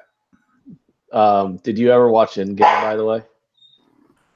And don't you You said you were going to watch it. You want me to tell you the God's honest truth? I tried for a second time to watch it. I all the way through the first hour that I had already watched, and at the 2 hour and 15-minute mark, literally as the Avengers complex crumbles and Thor, Captain America, and Iron Man walk out of the rubble and see Thanos just waiting there, sitting down, and then it cut off. Boom. So now I have to go back and watch it all over again, and I hope I can finish the movie. Why don't you just go to the theater, dude? But Scarlett Johansson died, and I almost shed a tear. That made me sad inside. Yeah, Black Widow dies. But that's where I'm at, and don't you just don't. All right, I'm trying. So Hulk already snapped his fingers then. Yeah, he snapped his fingers, and that's where it cuts off. Like 5 minutes after that, I'm literally trying as hard as I can. It literally cut off right before the most epic battle. Right before the battle starts, literally right before the three of them walk up to Thanos, cuts off. Like, you don't know. I am now going to spend another 3 hours tonight later on trying to watch this so you and I could talk about it on the show. The effort that I'm making is ridiculous. I should just get up and go to the theater. Like, it's getting crazy. Like, you probably should go. I love going to the theater. It's a fantastic experience. The movie-going experience is fun. Mm-hmm. I like cinemas. What's minus 300? What? Ant, not cool. I don't. I don't get that comment from All right, Sean. so we're not in bad shape here. We got 3 goals in the first period. Unfortunately, J. Will just got screwed out of that first period draw, which sucks. That would have been a great score at plus 310. That sucks, man. Sorry. And you know what? I'm down a goal on the Bruins money line, but that's all right. 1 goal, that's nothing. One guy who did hit was our boy Jimmy the Bag. He had St. Louis first period, so good. Jimmy hit that. I like it when Jimmy wins. It makes me happy. Same. He gets it like a really strong fist pump, and it gets me going. So, Ryan, I talked to one of the guys over at Unwrapped Sports, and they might start an Unwrapped sports betting podcast that they want me to host with somebody possibly. And they want me to write UFC and NFL articles, and they're going to link our show, the Sports Keg show that we have here every night, to their website in their partnership podcast page. So, and another place that sent me something today, the breakdown that Andrew is affiliated, that I have to talk to him about. So we're growing, man. The more and more and more eyes are getting on what we're trying to do, and that is a good thing. People see quality. You know? Yeah, Ryan. It's cool, man. And they were like, we want you to grow. We want the Sports Keg to do their own thing, you know. And if we can help each other along the way, awesome. They're a little bit further down the road than we are right now, but you know, we're just gonna help each other, and I'm gonna be a contributor over there, which is gonna be cool. Well, that's solid. And I mean, obviously, it goes without saying, if you wanted to be a contributor there, like in terms of like baseball and stuff like that, I'm sure that they would be more than happy to have you over there. But that's up to you. I know you work and you don't have a ton of free time, so.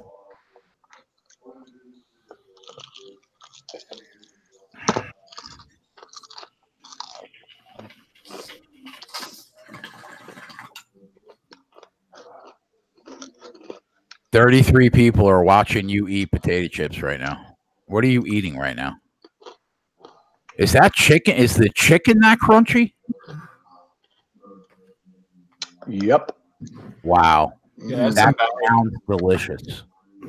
It is. Chicken is that crunchy. That sounds delicious. Is there any chicken, or is it just batter though? You know what? There's chicken inside this batter. Tonight, I'm going old fashioned. I'm going meatloaf, mashed potatoes, corn. Oh yeah. I'm kicking it back. I'm going old school tonight. A little English style.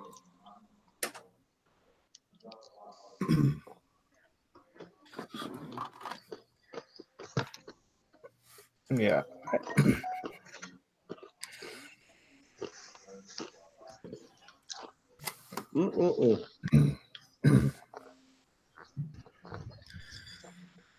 Andrew, I know somebody that's really solid actually at DFS that might want to be a contributor over there that I'll talk to tonight. I never got into daily. Coach, do you do daily fantasy sports? That's something I just never really got into.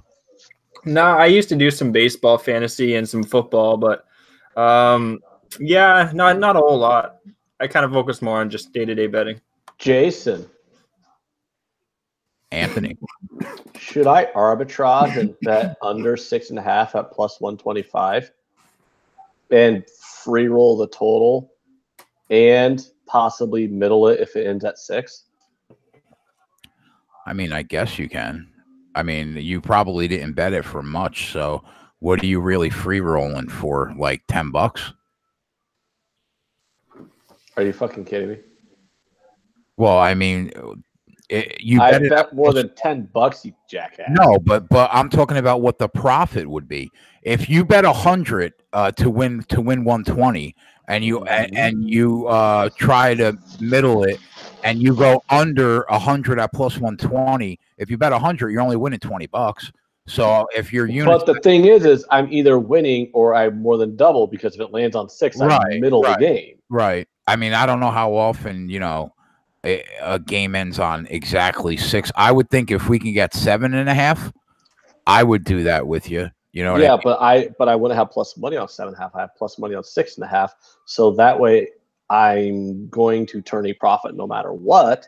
And then if the game lands on 6, I middle and hit both plus money lines. I mean, I guess it's the smart thing to do. I mean, it's just like it's a free way to attempt to win money. And you're not going to get double vigged because it's plus money on both ends. That's what I'm saying. Like, I got plus money on over 5.5, and now I can get plus money on under 6.5. So Chico, you're on the over 6.5, or you're on the under 6.5? I went over 5 and Bruins money line. Ant went over 5.5.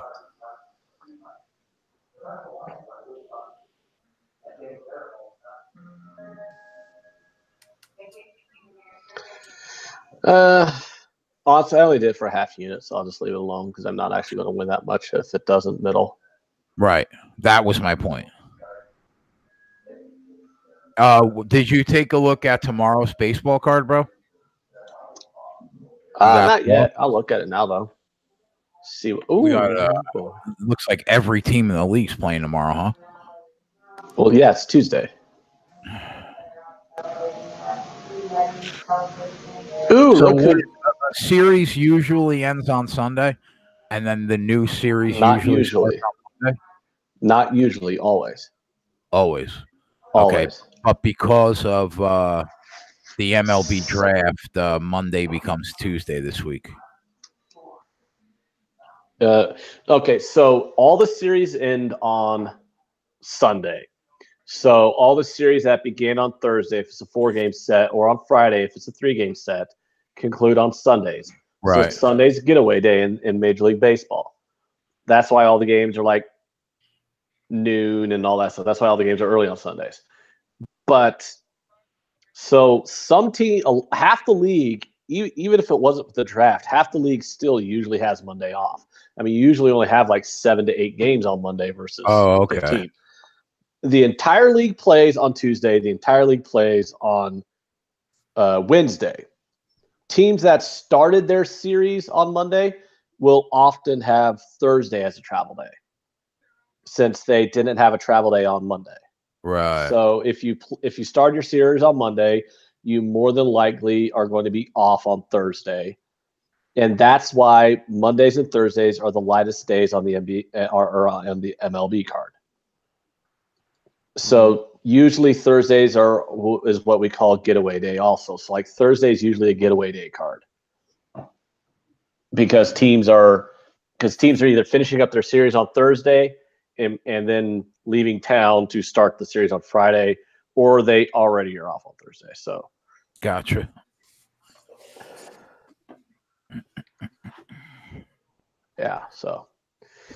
So like Friday, Saturday, Sunday, and Tuesday and Wednesday, the entire league plays. Goji, what were your thoughts on the second game of the NBA Finals? Well, the third quarter, Toronto just laid an egg, and that was the deciding factor. They look pretty good. Klay Thompson, since he went down there, that's going to be interesting. Yeah. You feel good that they can get one of the next 2 games on the road? I thought they could have got that last one coming up to these 2. Yeah, I do. God, my capping, I'm just not thinking capping right now, but yeah, I do think they can, Jay. Once Durant comes back, though, that's going to be the whole deciding factor. I think the table can switch, so they really do need to get this game 3, if anything. That's a good, I didn't think about that. That's a good point. If he does come back game 4 and he's healthy enough to, play his normal amount of minutes This game 3 is huge. Yeah, big time, big time. And that makes me like the +6 even more too. Like I don't think they're gonna take this game very, very seriously. And, I'll tell you, I'll be all over that +6 if we find out that Klay Thompson is not going to go. If Klay and KD don't go, I would take that 6 quickly. Yeah, Ron actually makes a decent point. He doesn't usually like Sundays or Thursdays because a lot of players rest. Sundays and Thursdays are decent days if you want to look for unders too because of that. Mm-hmm. And apparently Ron's also on Golden State -5 big, which I cannot disagree with, but that's just because I auto bet Golden State in the NBA. Oh, you know what? What is the series price now? I wonder what. It's like -3 something. It's huge. Wow, they were -130. I should have grabbed them. Yeah, that was a hell of a price for the Golden State. Know. You know what? That's probably the dumbest thing I did this weekend. Even though we made a shit ton of money, that was really stupid. Yeah, it's going to be different especially once Durant gets a game or so under his belt, I think. Robinson in the chat likes Miami tomorrow. Let me look that up. Miami. Who's starting for Miami? Oh, Lopez versus Anderson.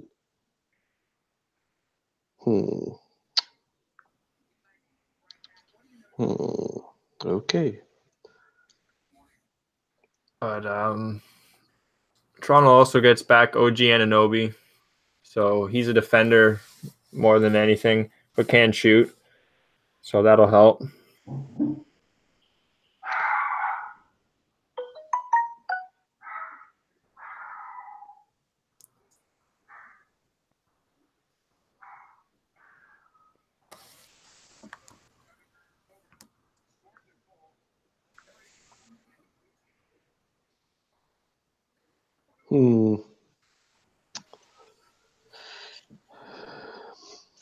Yeah, I don't know. I just have a hard time betting the Marlins unless Caleb Smith is starting. They're just so fucking bad. Fucked me on Sunday. Who fucked you on Sunday? The Marlins? Yeah, they had to score 9 runs against San Diego. Oh, I know. I was on that under too. But, I mean, what are you going to do, right? Yeah. They were like -190 San Diego. I wasn't taking that. But yeah, Miami's a weird team. Their bats have been actually half decent like the last couple weeks, eh? I mean, well, that happens every season. No matter how bad your offense is, there's going to be like a several week stretch at some point in the league, at some point in the season, where you're going to be just knocking the cover off the ball. I mean, because that just happens. It does. People are going. It's a long season. No matter how bad your offense is, they're going to get hot. I mean, remember how bad the offense was last year for the Mets? I mean, they're like one of the worst offensive teams in the league. I mean, their offense was so bad that I owe half of my fucking units. I owe half my units last season to Mets first 500s with Syndergaard and Wheeler and DeGrom. But there was a point last season, basically getting to my point. There was like a week and a half long stretch where the Mets scored like 8 or more runs in every fucking game. Yeah. You just got to be aware of those. Yeah. So, Robinson wants to know about the Rockies against my Cubs. I mean, let me think. Let me finish sending this message to somebody, and then I'll go look at that game.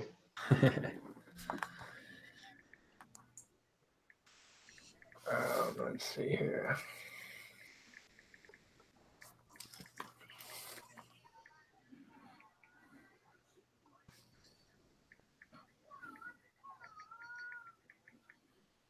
You heard from Twatty at all today, Maddie? No, I haven't. He probably fell in that fat chick last night. Oh, he's with a nice big heifer.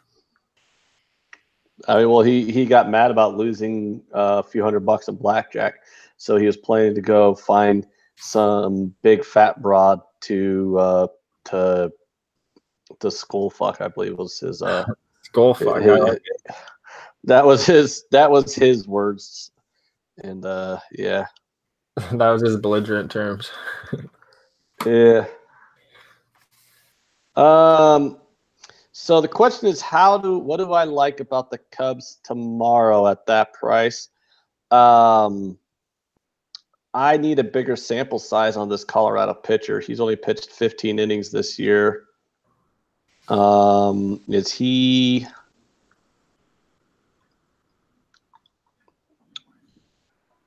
his career?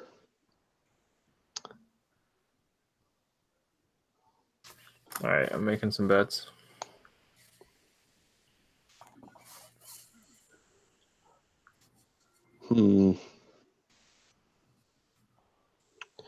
Yeah, I mean, there's not enough sample size on this Jeff Hoffman guy who's pitching for Colorado tomorrow for me to be able to. He sucks.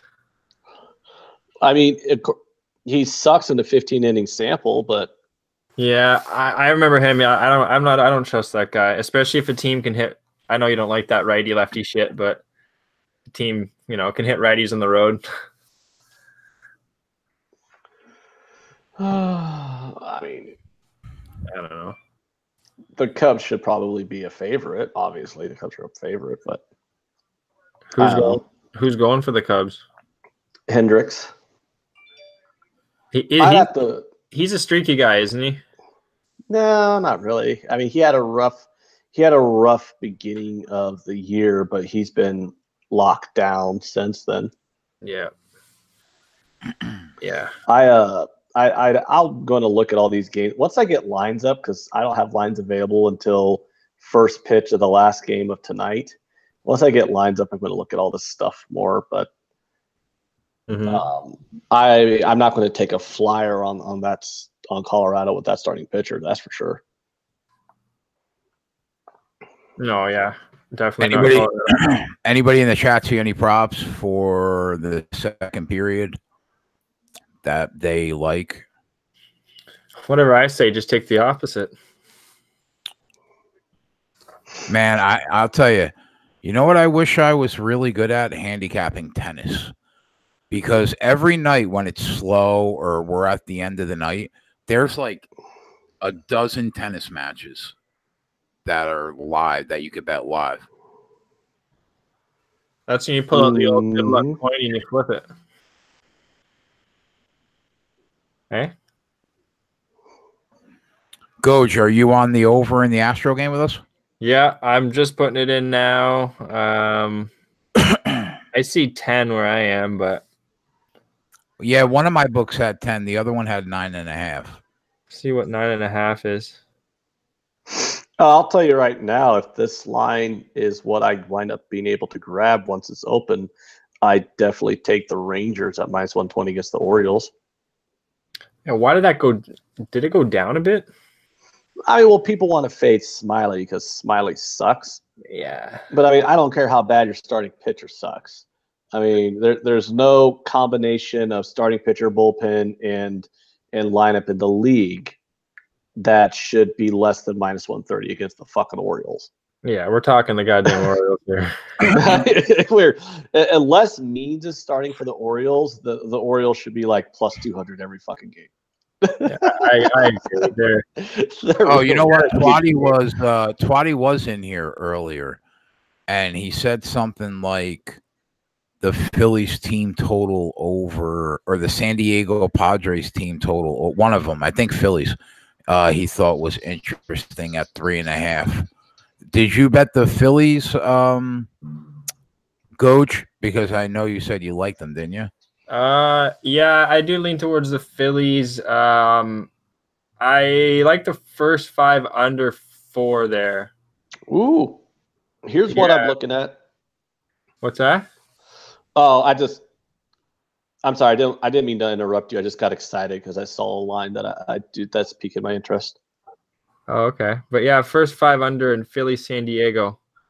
I like that one. San Diego team total over 3.5, Twatty said was interesting.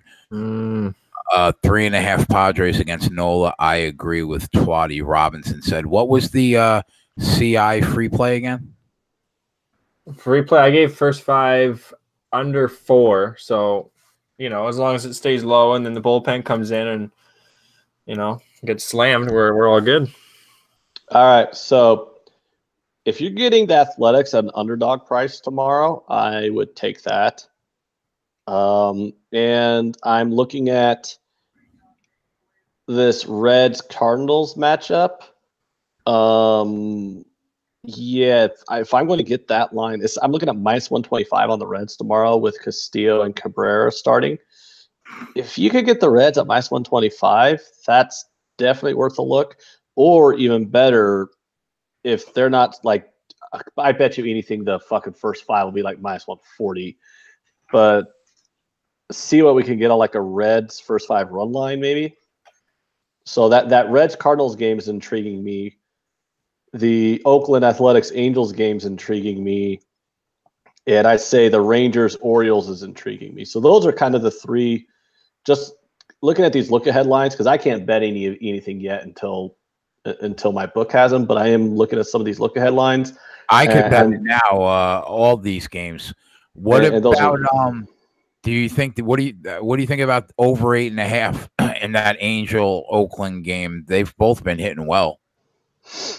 8.5s are tough. Yeah. 8.5s are tough. 8s and 8.5s are the hardest totals in baseball to bet. Really? And believe it or not, 7.5s. It's like if you just blindly. Now, I'm not an advocate of blind betting, but this season, if you blindly bet every total that's 7.5 or lower, under, and if you bet every total that's been lined at 9.5 or higher, over, you'd be hitting at like 58%. Really? Yeah. What is it about 8.5 that makes it tough? Because when a game's lined at 9.5, they're saying this is going to be a high-scoring game. When a game's lined at 7.5 or lower, they're saying this is going to be a low-scoring game. The games that are supposed to be high-scoring are being high-scoring. The games that are supposed to be low-scoring are being low-scoring. 8.5 is that middle ground, and it's much tougher, at least this season and this season's sample size. I'm not saying all the time, but like in this one season sample size, 8.5s have been basically split down the middle if you're looking at 8.5s. I agree. And that's just because those are like the toss-ups on totals. It's like, well, it's the pitching matchup and the offenses aren't bad enough to warrant a 7.5 here, but the offenses aren't good enough and the pitchers aren't garbage enough to warrant us making it a 9.5, so they make it 8.5, and now you're just kind of flipping a coin. So what's up there, Slayer? Who's averaging the most runs a game in terms of like teams? I think it might. Well, the Creighton has the bases loaded with 2 outs right now, so. I mean, that means nothing to what I just said, but okay. I mean, it means you can eat my ass. I mean, there's literally somebody that lives in your house that does that. Why do you have to ask me? I didn't. I was telling you in anger. Because you're a meanie. You're a meanhead. How dare you? How dare you be such a meanhead? So Minnesota's averaging 6 runs a game. Yeah. Texas 5.6. Yep. Colorado 5.4. Dodgers 5.4. So there's like 11 teams that are basically averaging going over the team total every game. Are the D-backs on there? Arizona's 7th at 5.27. Nice. I like this over. Let's go. What do you think about then tomorrow, not only with Rangers, but God damn it, Creighton just struck out with the bases loaded. Son of a whore. Son of a whore. I bet you anything the Rangers team total is going to be 5.5 tomorrow. Oof. Yeah, but I do Jimmy's show on Tuesday mornings, so I need to cap some of these games and see what we got going on. I hear you. But just by first glance, it looks like there's going to be some interesting stuff. So we'll see. I mean, the Rangers team total, I would say you're correct. I mean, the total is 11. Yeah, so that team total is going to be like 5.5. Ron's leans tomorrow is Oakland, Boston, Washington, San Diego, and the Dodgers. I don't know about Washington, Ron. I mean, do we really want to be laying that price with that bullpen? That's just – if you could get Washington on the first 5 run line at below minus 150, I could get behind that kind of a play. But taking Washington full game at that price, I mean, I personally am not going to lay over minus 200 when the bullpen's the worst in the league. Now their offense is on the right track. Their offense has like gotten a bit of a charge since Soto and Turner came back.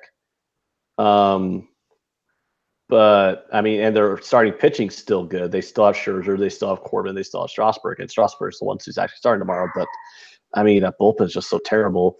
And Robinson mentions that they have Fernando Rodney, and I mean that tells you how bad their bullpen is they're so fucking bad that they're signing Fernando Rodney so he can play for his 17th team.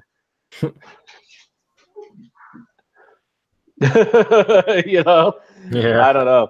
But but I have made money on Washington though this year. I mean, despite the fact that I have trepidations about wanting to bet the full game. I mean, I'm a simple man. I'm into simple things, and I just simply bet Max Scherzer first 5 run lines and just let the money fall from the sky. That's it. Yeah, I mean, it's like, come on, it's Max Scherzer. Yeah, I'm gonna close my eyes and just take Tampa run line with Snell on the mound. Oh fuck, it's minus 150 though. The run line is? Well, wow, that's about. Yeah, he's minus 260. Wow. Yeah. I'd take team total over 5. There you go, minus 150. I don't. Once you get past the minus 250 number in baseball, it's very difficult to have value on the favorite at that number, because once you start closing in on minus 300, you're talking about a 75% win probability, and it's extremely difficult, no matter what the matchup is, for one team to have a 75% win probability against another in baseball. Unless you're talking about an ace starting pitcher on a really good team going up against a terrible team and like their number 5 starter, then you start running in. I think you check a couple of those boxes off. You got Snell versus Carpenter. Like that's their ace, right, for Tampa, and then Tigers. That's got to be their last guy they want going. Oh yeah, I mean, I like the team total over 5. Yeah, I mean, the thing is like you can look. There's a difference between value and the line being right. You know, like Snell minus 260 against Lopez and that team. Yeah, that sounds about right to me. But if it sounds about right to me, then it doesn't sound like a bet, because then I don't see how there's value at minus 260. You know what I'm saying? Because then the line should be like over minus 300 in order for you to have value to make a bet at minus 260. Yeah, I hear you, and that's why I'm pushing to the team total. I've got 5 at minus 115. Robinson, yeah, that's why I'm looking at that game. Smiley versus Bundy. Yeah, what do you think about taking the Twins at plus 130? That's intriguing, but I got to look at that starting pitcher. I'm not sure who that pitcher is that they're starting. I have to look at his numbers. How is Bieber? Are the Twins going to get their runs off Bieber? If you say yeah, they're going to hit him, then I would lay that plus 130. Well, Bieber can be hit, but Bieber can also be really good. Yeah. I mean, Bieber is a pretty good starting pitcher. I mean, I'd have to look at the game. I mean, I don't have these guys' FanGraph pages fucking memorized here. I have to look at the games, but that if you're getting the Twins at plus money at this point in the season, it's definitely worth a look. Plus 130, yeah. in Cleveland. Yeah, I mean they have a much better offense, that's for sure. So you would literally only be betting on the Indians based off of an advantage in the starting pitching matchup. And I don't really want to be only making a bet because of a starting pitcher.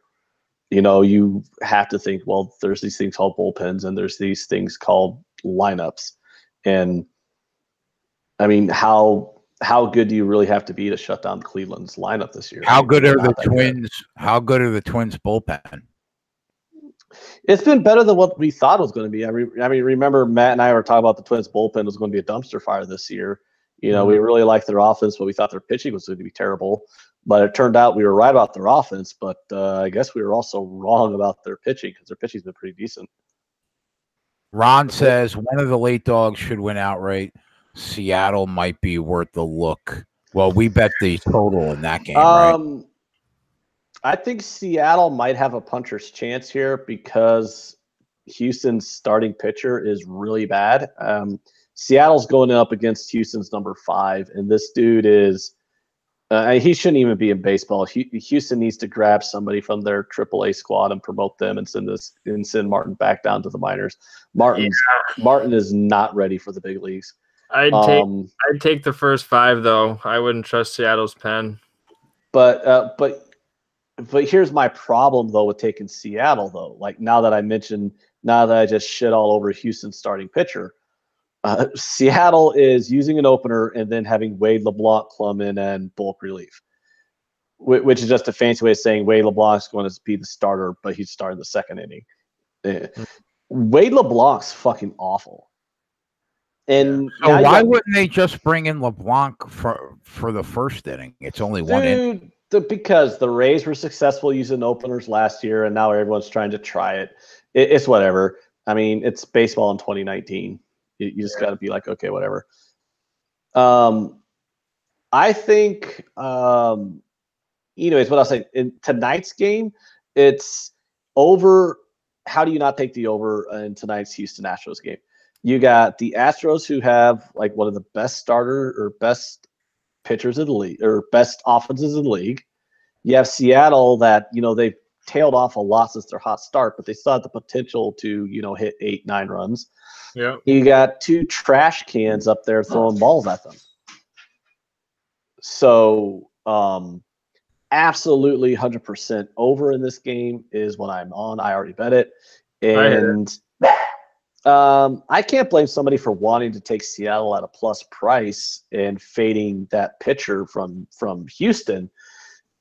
My only counter argument to that is Seattle's putting out a guy who's worth fading also. So it's like, yeah, Seattle might get like 7-8 runs here, but watch Houston put up fucking 12, But, I can't tell someone not to take, plus 130 fading Martin. Yeah.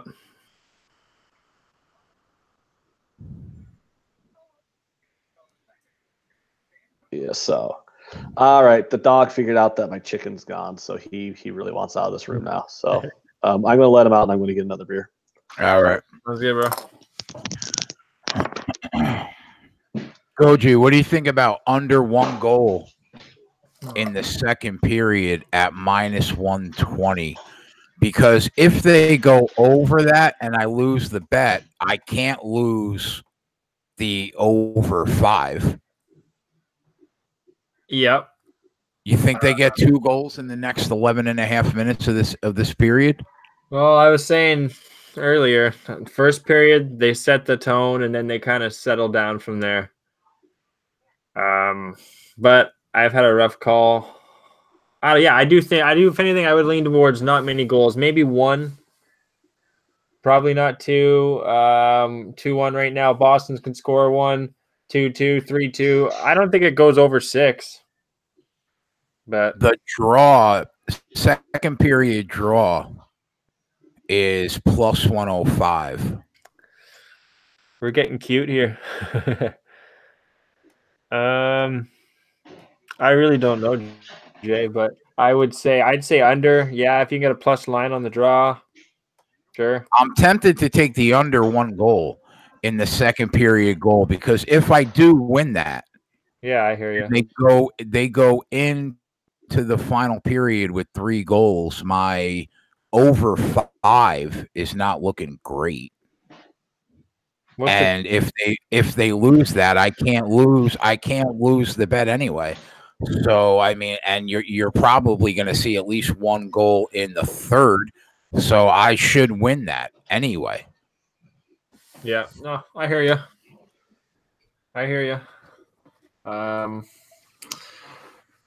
Yeah, I just want you guys to cash. Sorry, I'm a little. I got some stronger weed here, and I'm a little higher than I usually am. So I won't lie to you.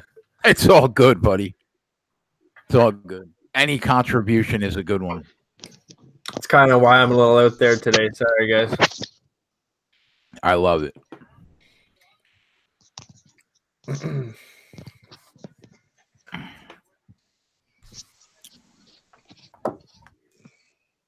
Yeah, I mean, if nobody scores in this third period, that draw plus 105 looks good.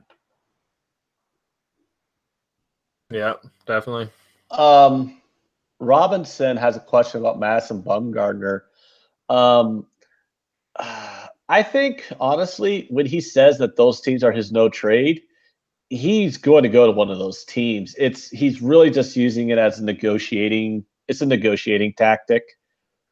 From what I read, it was really just like a negotiate. He uses that to get better leverage or something like that. I read an article or write up about it, and that's basically what that is. So it's not. He's not really doesn't want to go to one of those teams. It's just more or less he puts them as his no trade clause, and it forces the Giants to make a more favorable deal for him or something like that. So he better controls where he goes or something like that, I guess. Dopeness. Will we see overtime in this hockey game? Is yes is plus 260. Well, let's think here. St. Louis got their ass kicked. Came out strong. Boston kind of held them down. They snuck in another one. They've been pretty tight since then. Boston's on a power play. We got to tie it up here. Boston's going to tie the game up, yeah. If we could tie this game up. That would be 4 goals. Oh my God. But they almost got a shorthanded goal, bro. What did you see that puck trickle past the net? Who did the goalie swipe it? No, he didn't even see it.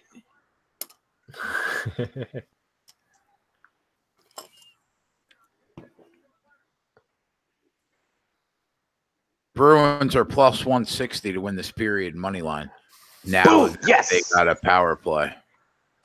Like the 3-way money line to win the really? All right, guys, we got great news. My good buddy just got some new golf clubs. They are in the mail. He will have them within. I can't possibly imagine why that's good for the Sports Keg. It's good for me because we're going to go golfing next week, and he's getting new clubs.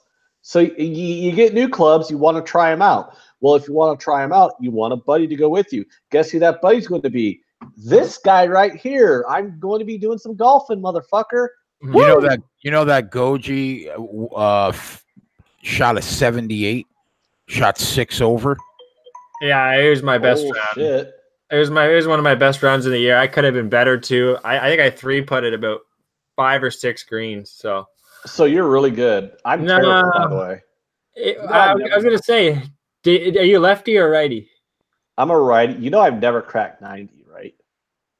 No. Hey, you know what? I used to never crack. I started when I was 10, man. So I'm 25 now. I've been playing for 15 years. It's the toughest game, out there, but it involves driving a golf cart and drinking beer, so it's a good time. Yeah, man, bring some beers. Like every third hole, and you should be crushing a beer. So that's about six beers every 3 holes. That's how we do it up here. Hey, wait, is that gone? Oh no, to the warning track, son of a bitch! I wanted that to be a home run for Creighton. Oh, that would have made it 7-6, and Creighton would have been back in this game. Come on, Blue Jays, let's go. What course are you hitting up?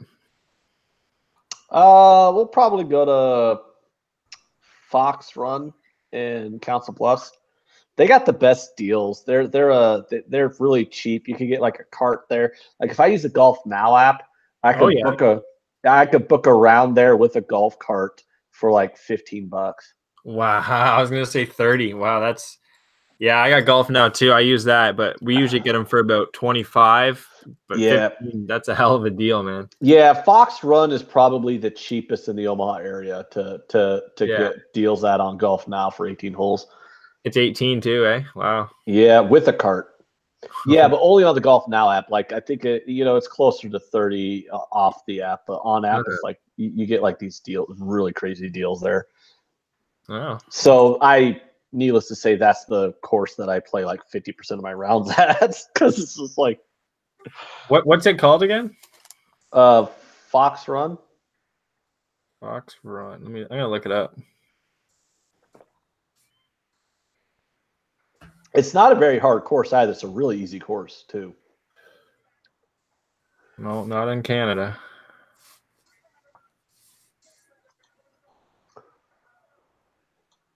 Oh, you got some water, eh? Or no? That's there's a lake community around it. Oh, is there? Wait.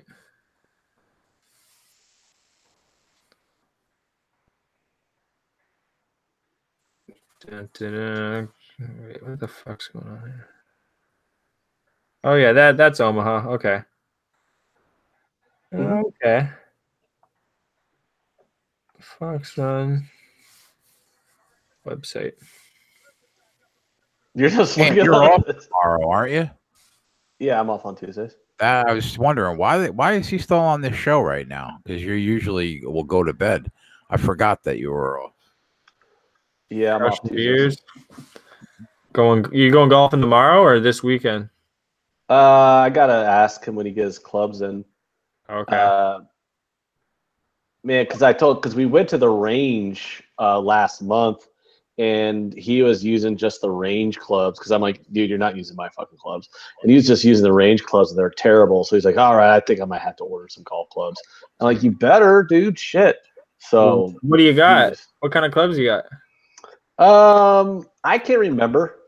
I went on like Pine Meadow where they do clone clubs because I'm not a good enough golfer to actually be spending like $800 or $1,000 on a set of clubs.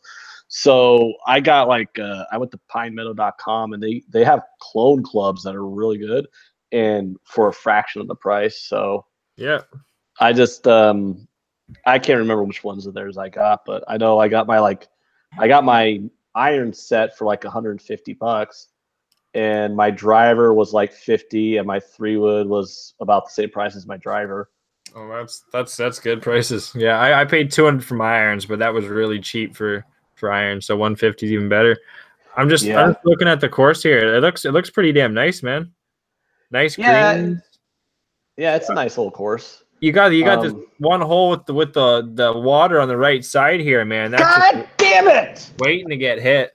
This fucking right fielder in Michigan just cost Creighton 3 fucking runs by playing all kinds of great defense and shit. Oh my god! Diving catch at the wall to rob a 2-run double from Creighton. Son of a bitch! Son of a bitch! Fucking duck! God damn it! All right, what were you saying? Or there's one hole there. You had a huge lake on the right side, man. Not much fairway. It looks like a tough little course for $15. Up here, that'd be at least $30. So yeah, it's actually kind of an easy course. That I know the one you're talking about. The one with the water with there's like homes fairway around it. Yeah, that is the hardest hole. That's a par 5. Par 5s are my favorite, man. Yeah, it's a par 5. That's the hardest hole of the course too. Yeah, I know which one you're talking about because it's the one. It's got the lake, because there's a lake community right around that area. So that's the one with the lake on the right-hand side of the fairway. The fairway is really short, and you don't want to hit it out of bounds towards the left because then you're in people's backyards and they yell at you. Yeah. Oh yeah. It's a narrow little bitch. Yeah, so it's a really narrow fairway with all that water to the right. So yeah, that's a pretty tough. That's a tough hole. That's one where you just throw the ball on the fairway and just say fuck it. Well, that's actually more the thing. That's one where it's like, even though it's a par 5, you say fuck it and you pull out a hybrid and just try to and just go, okay, just try to get on the green in 3 instead of 2. Because if you bust out the driver, and I mean, because you're 50% going to go into the water if you're trying to hit a driver off that tee. Yeah. So I gave up trying to use my driver on that hole because I've lost too many balls in that lake, and I just say fuck it, and I just pull out my hybrid, and I'm just content on getting to the green in 3 strokes instead of trying to get in there in 2. So I'm like, if I could get on the green in 3 strokes, and then I could 2-putt for a par, I mean, whatever. Well, that's it. That's how I do it. That's how I play it. But come on, Arizona. Yes. We lost Dave for like the last 5 minutes. Short-handed goal by Boston, tied it up at 2. Say it. Put it on the board. Put it on the board. You need to stop with those Hawk Harrelson references, Jay, or I am going to quit the show. Live to go 2-0.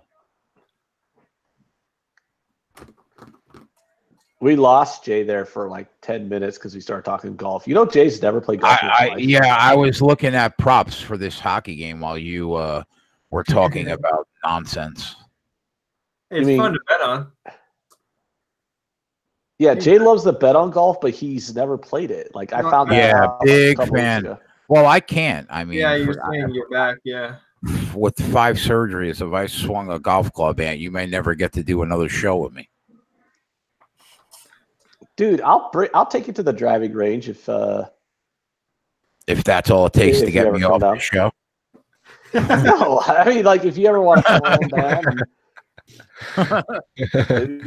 come on down, I'll take you to the driving range. You might have a little fun. Learn how to swing a club. How far can you guys hit it? How far do I hit it? Yeah, like now you're making me sound. Now you're trying to make me sound like I'm cocky here. Like, Jesus, can you guys hit it like 260 yards? I hit it about 275. Wow, that's pretty good. That's on like my driver. On my driver, it's normally like 220, and if I hit it solid, when you hear that whoosh, when you hit it real good, I get it. I've gotten it to 250 on a few times, but normally I'm in like the 220 range. Yeah, usually I'd be about probably 260 if I really hit it 275, 280. Yeah. Goji's a better golfer than me. Obviously, I'm not. I'm the first to admit I'm a terrible golfer. I'm absolutely terrible. That's if it goes straight. I got a low ball flight too, so I got a lot of roll out of my ball. That's another thing, because some people hit a great shot that goes really sky high and roll, especially if it's like a soft ground. So I'm known for getting like at least 50 to 70 yards roll on my shot. Oh, so you get top spin on it? Yeah, I have like a draw, so it goes like that, and it kind of like if you have a slice, then it goes bananas and it doesn't roll out. So I have more of a hook, and it'll roll forward, on like an angle. Can you make it go like backwards when it lands on a green? Oh, you want to hear something funny? So it was on that par 5. It was like my third shot of the par 5. I was like 90 yards from the green. So I pulled out like my pitch and wedge or 9-iron, whichever one it was. Mm-hmm. And I topped it. Right to the green. Somehow I topped it so hard, the ball never got off the fucking ground, but it was like I shot it with a pool cue almost, because the ball just rolled on the ground like a rocket right onto the green, 90 yards out. That's it. I call those are screaming. The dude I was golfing with just looked at me and said, "What the fuck was that?" And I'm like, dude, I have no idea how I did that. Those are the best. Goji, the Colonel's cheating on you, bro. Polo just got some KFC. Hey, you know what? There's a lot of Colonels. They're like women of the night. They're everywhere. Oh, women of the night. Well, speaking of that, where's Max? Did you send Max the invite? Where's the fuck's Max is he said he'll be on later after the softball game. Dodgers leadoff double, I think. Yeah, guys, buddy. It's sad. It's terrible news. Creighton's going to lose this game. Michigan's got no outs with the runners on third and second, and they're already up 7-4 in the bottom of the sixth. Oh, I'm devastated. That is a heartbreaker. My emotions are all over the place right now. I don't know what to do, Jason. Take a shot of heroin. Are you in a glass case of emotion? I don't know about life anymore. Oh, God. What is the meaning of it all? Why are we here? Uh-oh. Why can't Creighton make it into the College World Series? Why do they have to lose to fucking Michigan?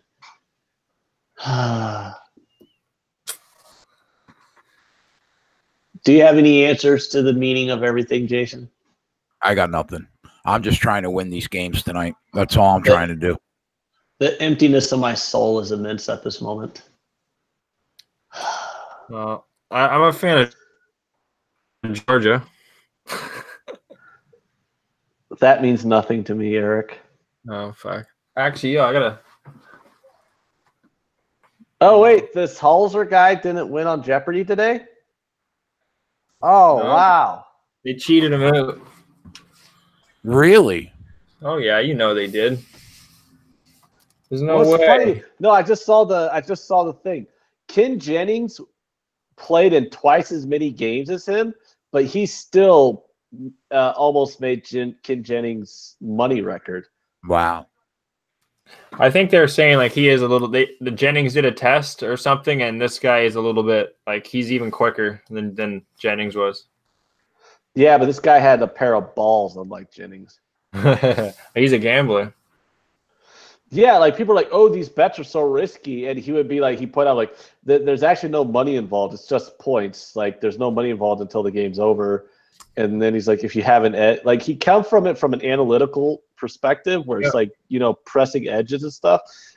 And then you like see other people like, oh, it's just so risky. I don't know if I should play this daily double or not. Oh my God. It's just like really nice to see, somebody from a gambler's perspective on there. Because you always knew if you got like a professional like sports bettor on Jeopardy that they would just fucking roll it.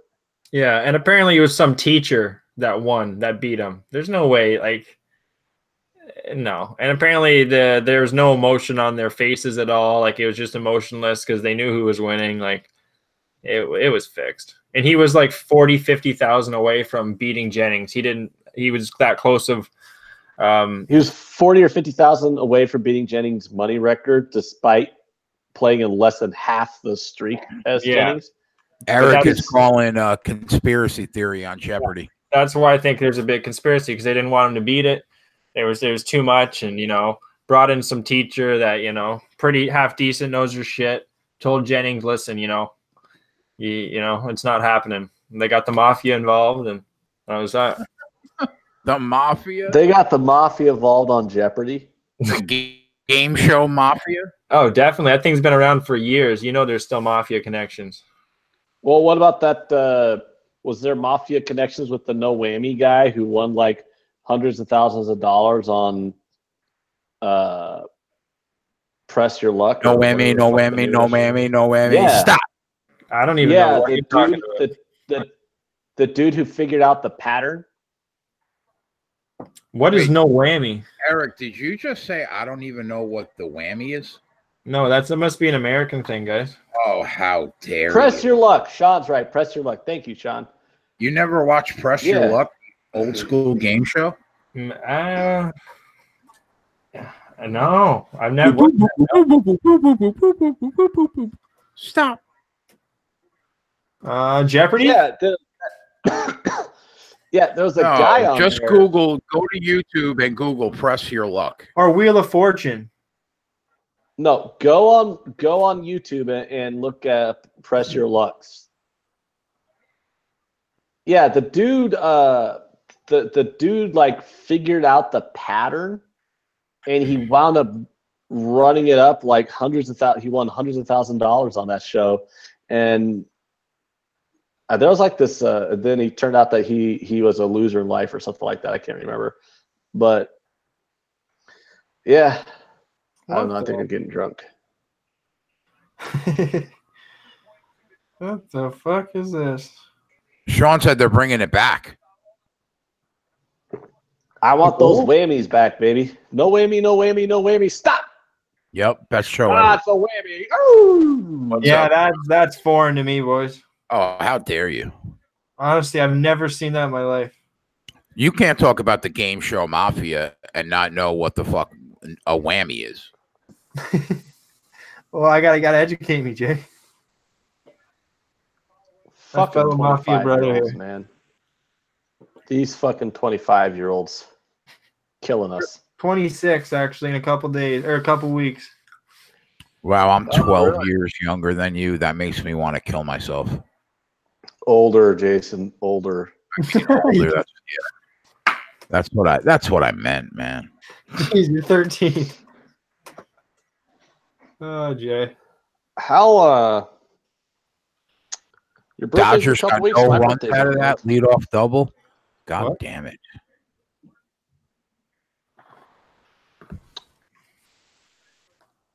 Fucking no whammy. Yeah, that's no go.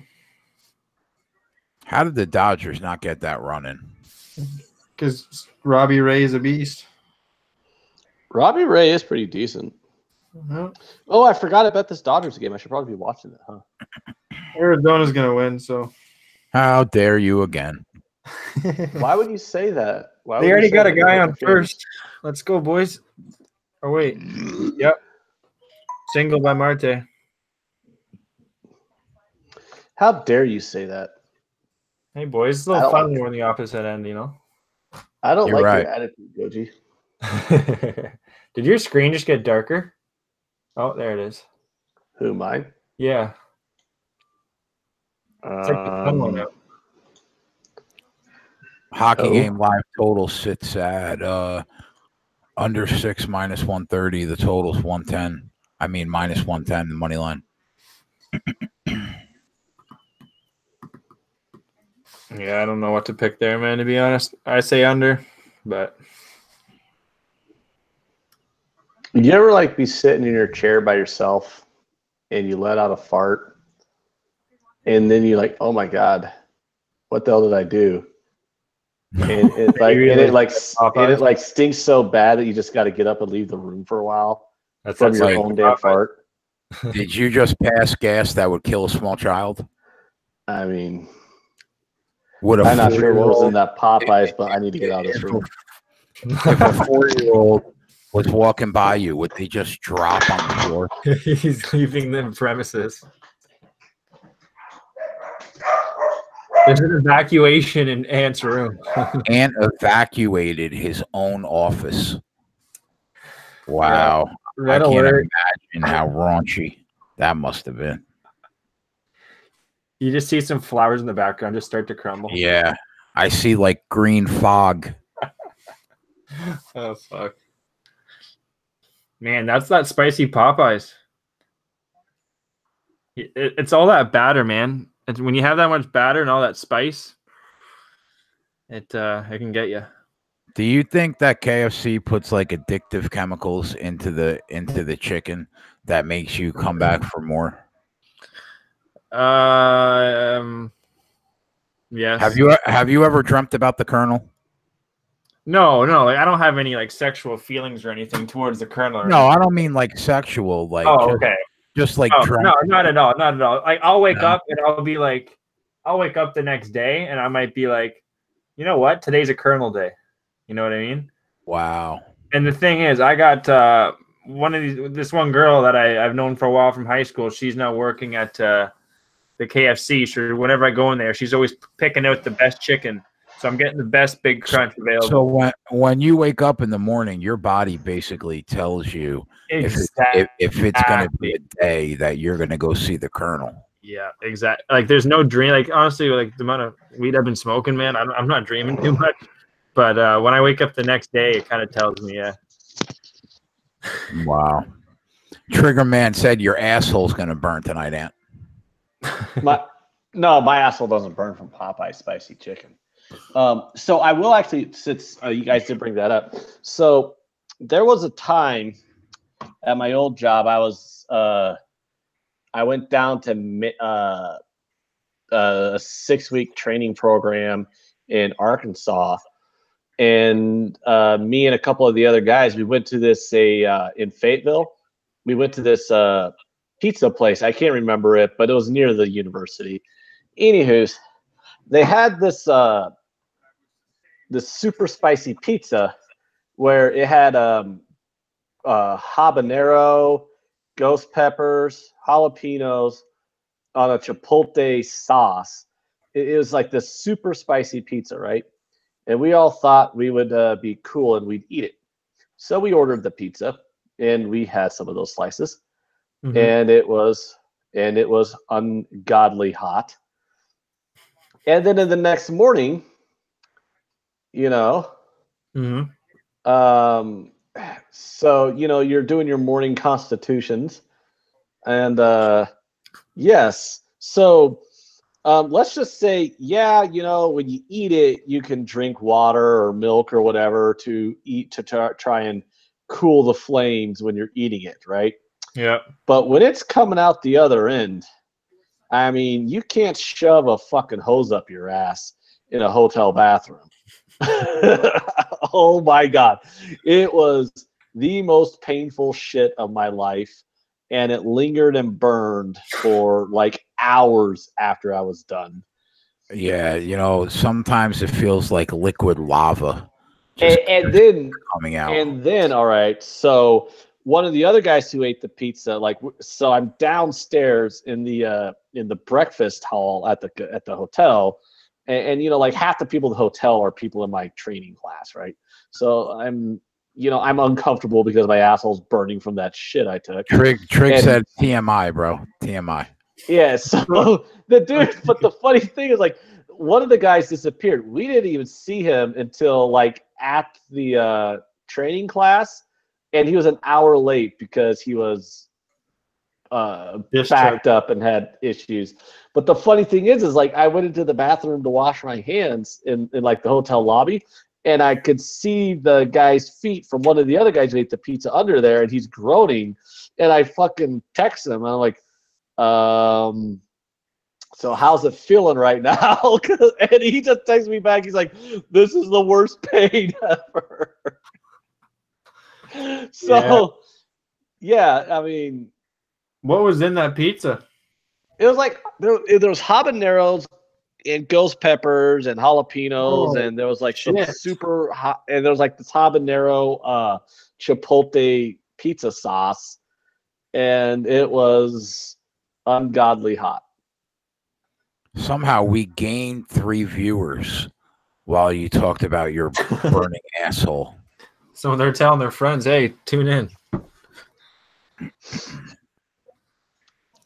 Okay. So we're going to file that under too much information. Yeah.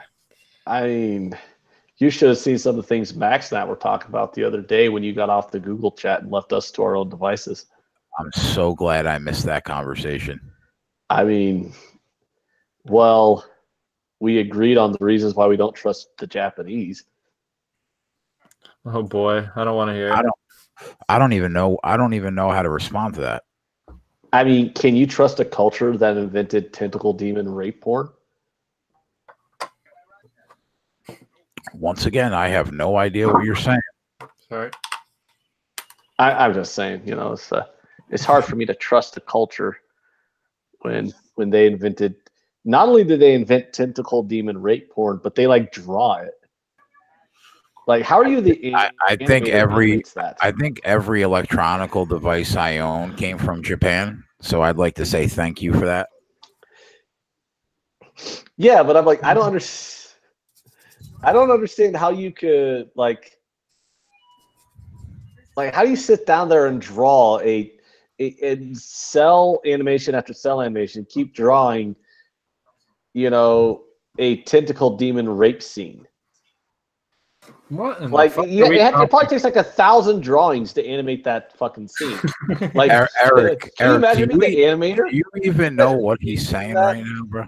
Some demon rape porn, man. I don't know. I mean, Yeah, the fucking Japanese, man. They're fucking crazy. Why they're you don't? being- What the fuck? That's the dark hole of the internet you don't want to explore.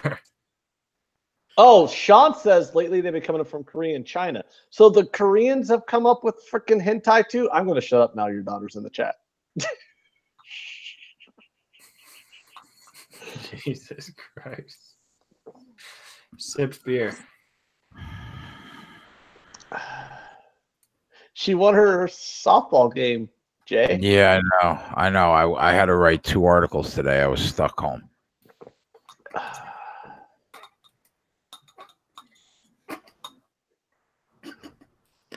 Yeah, yes. All right.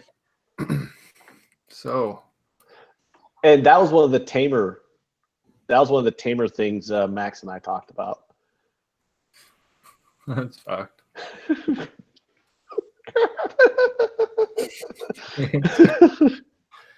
What? Nah, man, you're just cracking me up.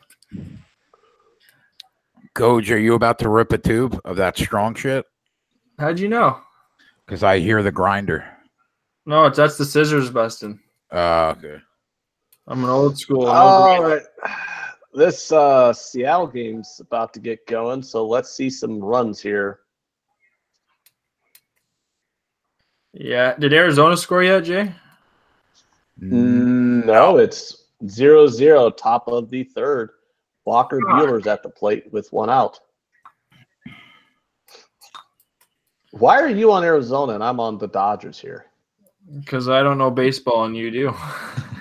I'd rather take the better team at a shorter price. I took the team total over 3.5 for Arizona, but Um, 3.5. Gotta like that number. I don't. What was the juice? Minus 120. Oh, well, that's not bad for a team total. No. I mean, I've seen some team totals that are like minus 145. And I'm like, Jesus Christ. Bet 365 hangs a lot of those high juice. They'll keep the 4.5 or 3.5 high juice. Well, isn't Bet 365 also a very square book? Yeah, it is. Yeah. And people say like it's similar to Bovada, man. They have a lot of similar lines. Yeah. Like Bovada actually has better dog lines than Bet 365. But Bet 365 has every single bet under the sun. Oh, okay. Oh yeah, man. There's a lot of props for baseball. Hey, Do I- What were can gonna you say? bet both teams to score in soccer on Bet 365? Oh fuck yeah. Yeah, but I mean like the both teams score and then like over 2.5 and all that stuff. Yeah, I imagine, man. This I was just gonna go to baseball and like baseball props or you have no, they don't have it up. Because I kind of want like with Iowa getting legalized sports betting soon. I'm hoping to like get access to some books where I could start looking into like player props in baseball. Because I'm thinking some of those like over/under total base props with hitters might be. I mean, it just sounds like that might be a beatable market.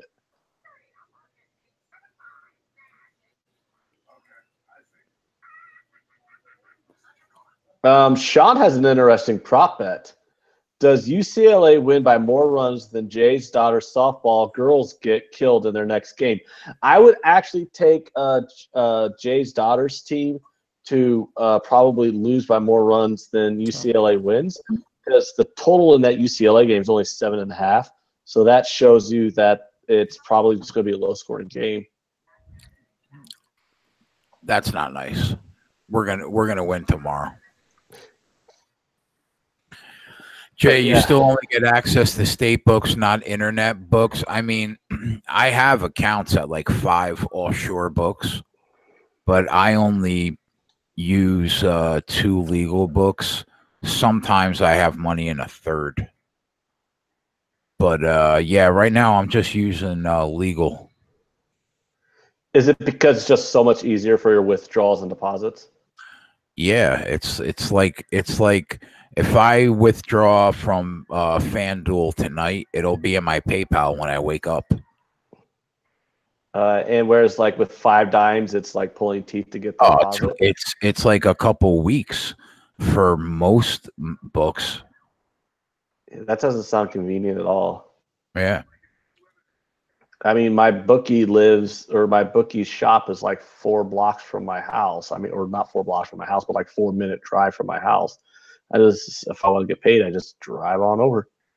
Right. He doesn't know that I'm only like 4 minutes from his shop. And I like to keep it that way, but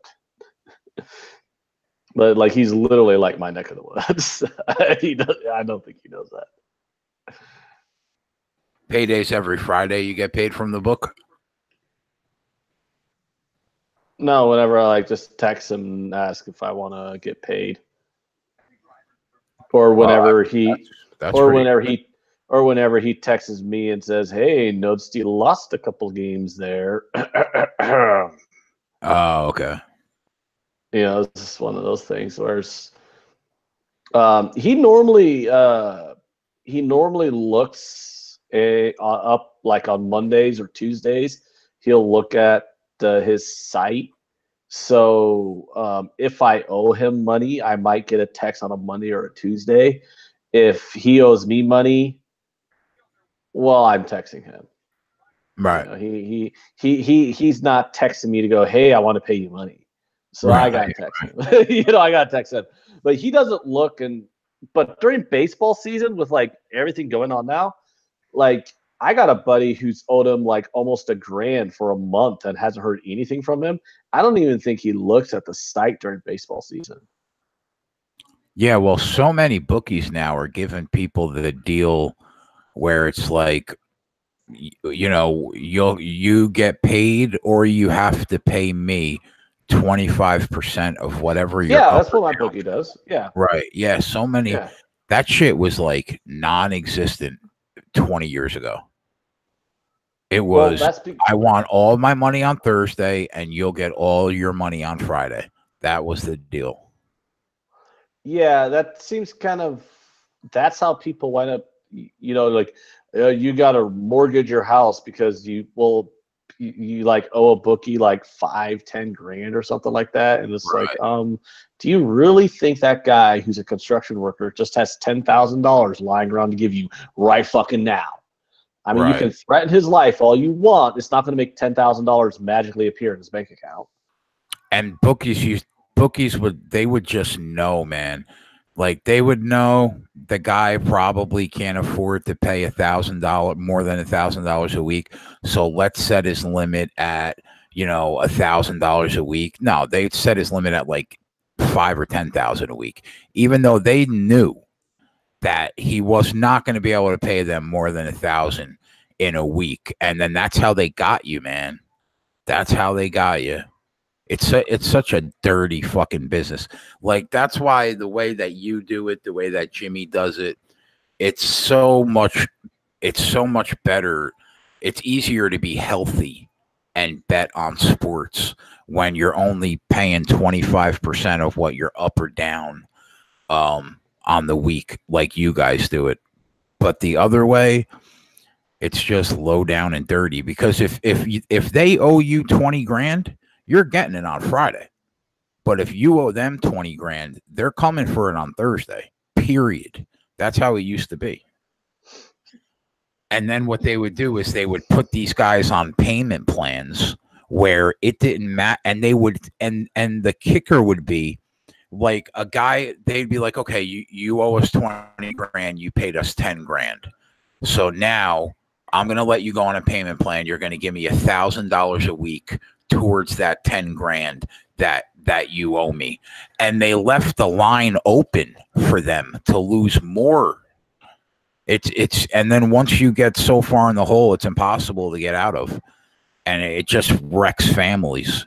That's like the way that you're doing it and Jimmy does it. It's a lot easier to be healthy and bet on sports.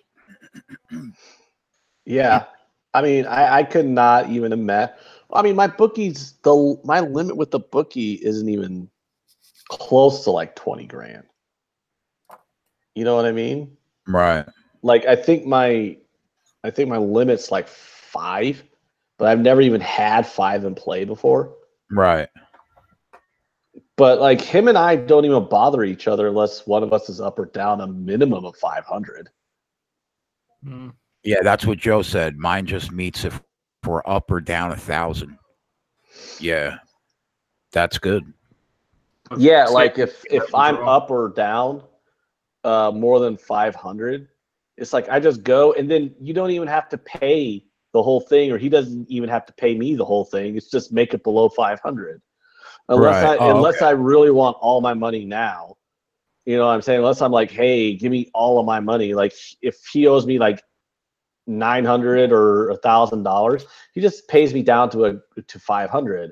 If I owe him like $800, $900, I just pay him down to 500. So there's always like that $500 line, you know, kind of there. Which is great. I mean, like if let's say you pick up 800 Castro's on the board. Let's say you pick up 800 in a week. Your bookie comes and gives you 300, and you're already starting the next week up a nickel. Yeah, that's basically how it works. Yeah, because I like it that way because because you got to remember. So if my limit with them is like $5,000, well, if I'm up a nickel, my limit's 5,500. Right. Because because basically that nickel is a $500 credit. So if you got crushed, right, and you were down $2,000, what would you have to give him? 500, 25%? Yeah. If I got crushed in a week and I owed him $2,000, I pay him 500. Yeah, see, that's a good deal. I mean, that's happened before. We've all had bad weeks. Yeah, that's happened before. Of course. Yeah, it's like I pay him 500, and as long as I'm down more than $500, I basically just go back each Friday and pay 25% of what I'm down. So like that next week you start down 1,500, right? Let's say you win $1,000 that week. Now you owe them 500. So I don't even meet up. Right. Yeah, right. It's not even an issue. Or like say if I would, because this did happen before where I was down $2,000, I paid him 500, and then like the following week, I won 500 that week, so I was down 1,000 to him. I went and paid him 250. Right. The following week, and then the following week I won again, and the following week my balance was below 500, and I didn't fucking talk to the guy for 2 fucking months because I was always within like that $500 plus minus range for like 2 more months. So I never even talked to the guy. So that's a good deal. Yeah, I mean it's I like it. I think even if I do get legal books here in Nebraska, I'll use them for like my futures. Because with future betting, it's like I can bet futures on credit, so I don't have to have the capital right away. Where like if I bet a future at a regular sports book, you have to put that money out, right? Yeah, and now I don't have that it's like I have to give them $100 or $500 for a ticket. But if you have a local, you betting futures with them is great. Goji, do you local? You have an online book and a local guy, or just an online book? No, I just do it online there. My buddy, one of his uncles is a bookie around here, a local, but I haven't exactly dove into it. I just do the online. I can't hear him. Hello? Yeah. You got me? Yeah, I got you. Why can't I hear him? You got to be like, you can't hear me? Oh, and go out and in because Goji left and then came back in. Son of a bitch. Yeah. No, I don't use a local. I could, but no, I've always used online bookies, and I got about 3 or 4 of them. I haven't had any issues. So for me, it's just so much safer and easier to have like whatever money I have in play online. You know what I mean? Yeah. I'm done with that credit life, man. Especially now that I do it like for a living. Yeah, I don't use any credit. I use but Bet365. Actually, I learned from Gabe. You get these things called PaySave cards, so I can just go and pick up like a $30-$40 PaySave card. Sometimes even I get crazy, I'll get 250. But what you can do is then cash out right to your bank account. So it's pretty sick. Because I know like Bet Online, they're big on like Bitcoin and stuff. And I understand, but I'd rather the direct to your bank account, save you the process. Sure. You know, I completely get it though, because Bet Online gives great odds, but it's too bad they don't give you better payouts, better withdrawal options. Yeah, it takes a lot longer with an offshore book. Yeah. 3-0 Houston in the top of the first, and they haven't even gotten to LeBlanc yet, who's the real garbage can pitcher. Let's go. Guess who took team total over 5? Was it you, Eric? That's me, buddy. Hello. Yeah, but let's get that for you, buddy. I also took Arizona over 3.5. That's not looking too good. So, you know, I didn't like the total in the Arizona game. I know. I thought I saw Nolly Nose was on the first 500. That looks like a pretty good bet. Yeah, I wish I would have tailed him on that. A lot of smart cappers were on the under, and then I was on an island. So, yeah, you know, I had to stick with my guns though. I thought it's awful. I would have thought there would have been 3 or 4 runs by now. So, this is not looking too great, but 2 good lineups, as I think Jay was telling us there. Like their runs scored, they're like top 12 or something like that. Yeah. Okay, so I'm just gonna say this. I don't know if I'm letting a cat out of the bag here or not, but the Seattle Mariners pitching is really fucking bad this year. Oh my god! I don't know if I'm letting the cat out of the bag. Yeah. They why weren't we on Houston too? Honestly, the reason why I laid off of Houston, I wanted to take Houston, but the reason why I eventually just wound up laying off the money line altogether was because Houston's pitcher is such a trash can. Also, I mean, I'm not going to be shocked if Seattle puts up a 4 spot in the bottom of this inning. Mm-hmm. I just thought I just figured the over was the most solid play in this game. And then you can make a case for Houston. You can make a case for Seattle on the money line either way. And both sides can sound convincing, which kind of means to me that you should just probably go with the over because that's just the most obvious play. Yeah. That total Now, in the Dodger game down to 5.5 and Phillies down to 7. hey, what's going on in that hockey game? Or am I going to hit that over or what? We're tied at 2 with 14 minutes left in the game. So I really should have just went for that. That middle. Never mind.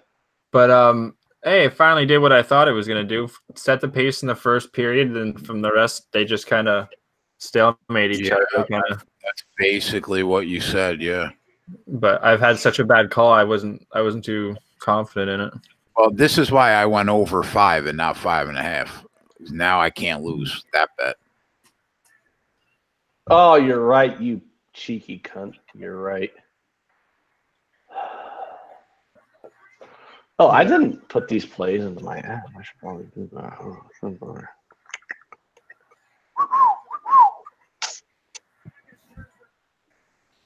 It would be nice if Boston won the game, though. I have them on the money line.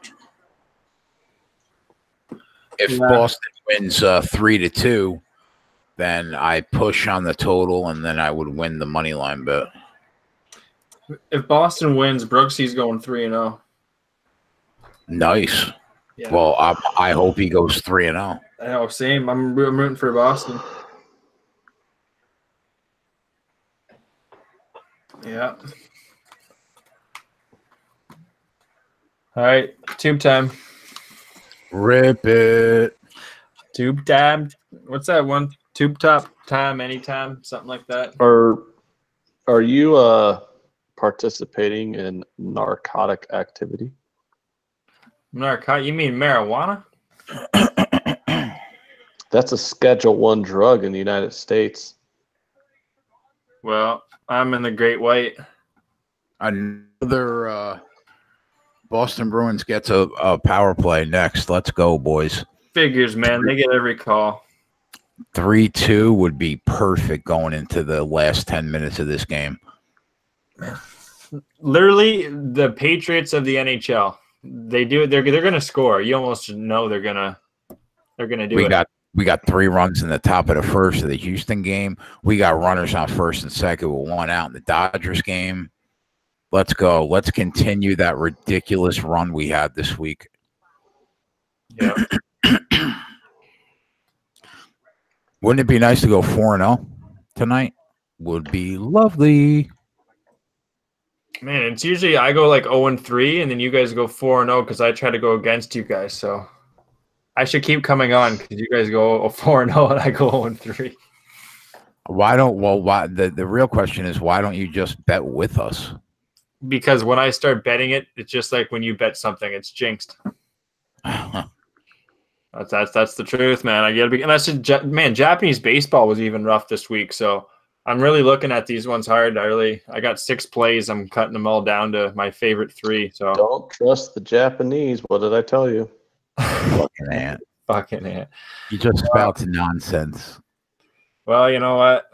I've given them the chance to gain my trust back. So I'm going back to the Japs.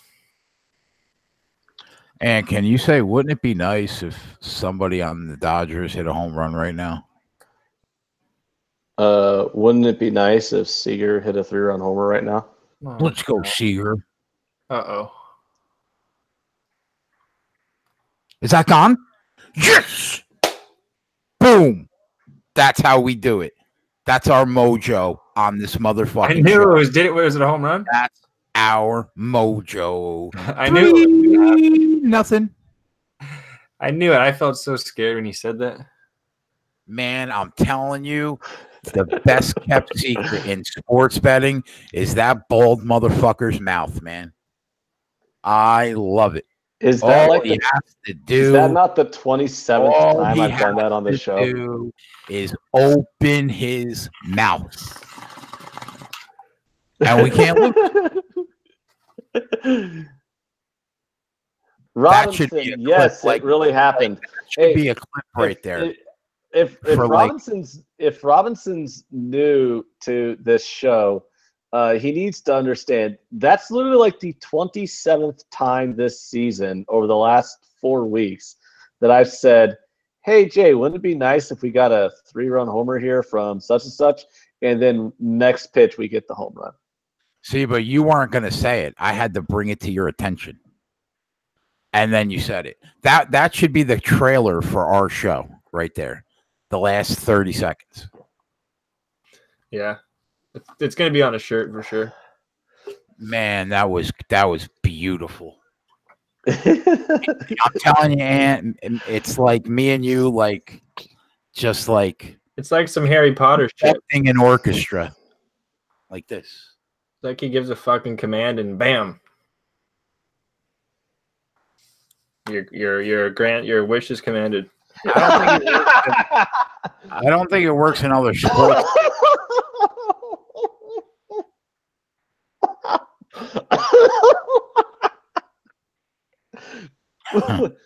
Wouldn't it be nice if Robinson Yepes clapped Kendall Jones?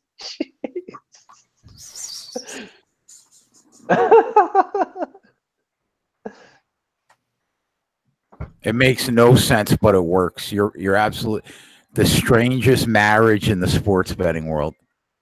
What? Me and you. How are we the strangest marriage? I don't know, but according to Dale, it says it makes no sense, but it works. Why? Because the two sports we're most passionate about, the other one could care less about. Yes. Yeah, that makes it. I wonder if that special sauce works in other sports. It might be just baseball. It might be. I wouldn't mind seeing Encarnacion hit a home run here off of Martin in this Astros-Mariners game because that gets us 5 runs towards our over and not even out of the first inning. What do you think of the total at 12.5?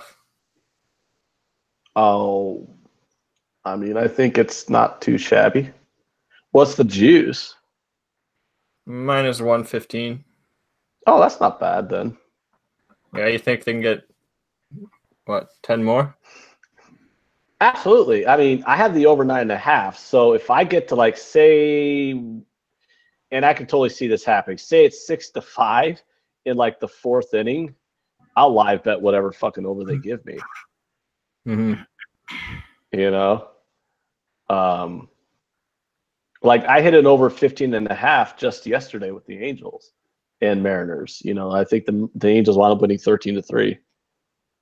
I'm thinking about it. Yeah. Phillies under's looking okay. Still the top of the second, I think.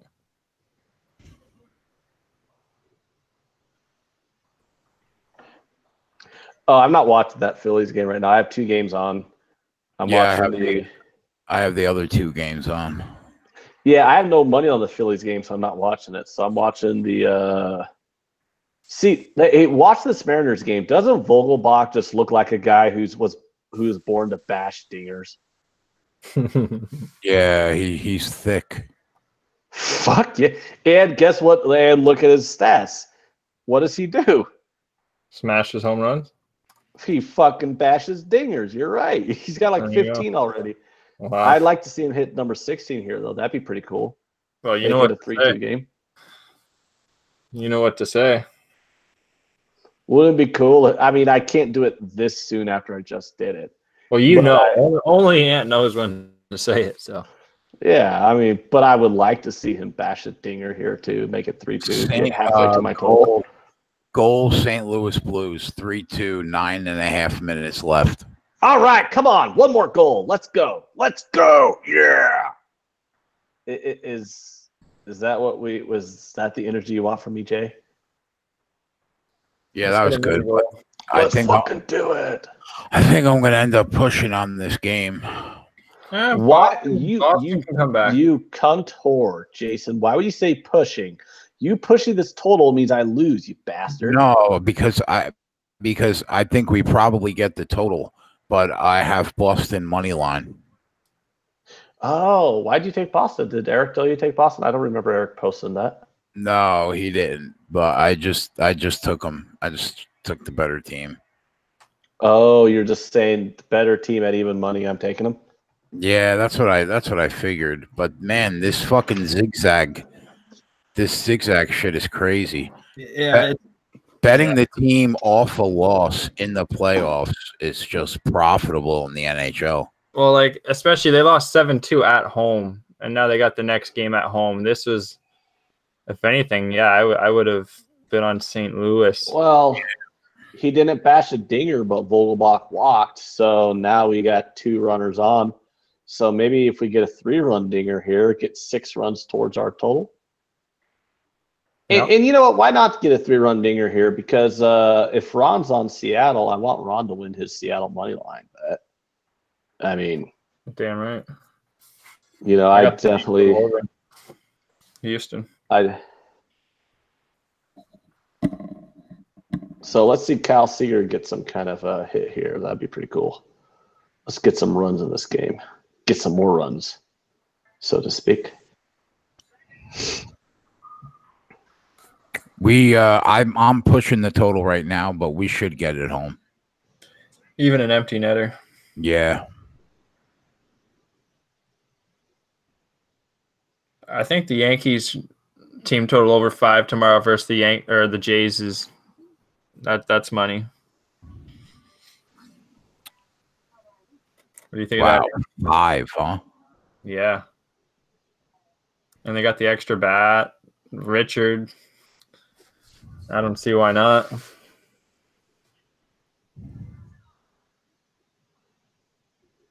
Toronto's pretty bad. Well, the Toronto Blue Jays? Yeah, versus the Yankees in Toronto. Yeah, they're not very good. No. Yeah, I'm not going to disagree with you there. Oh, wait a minute.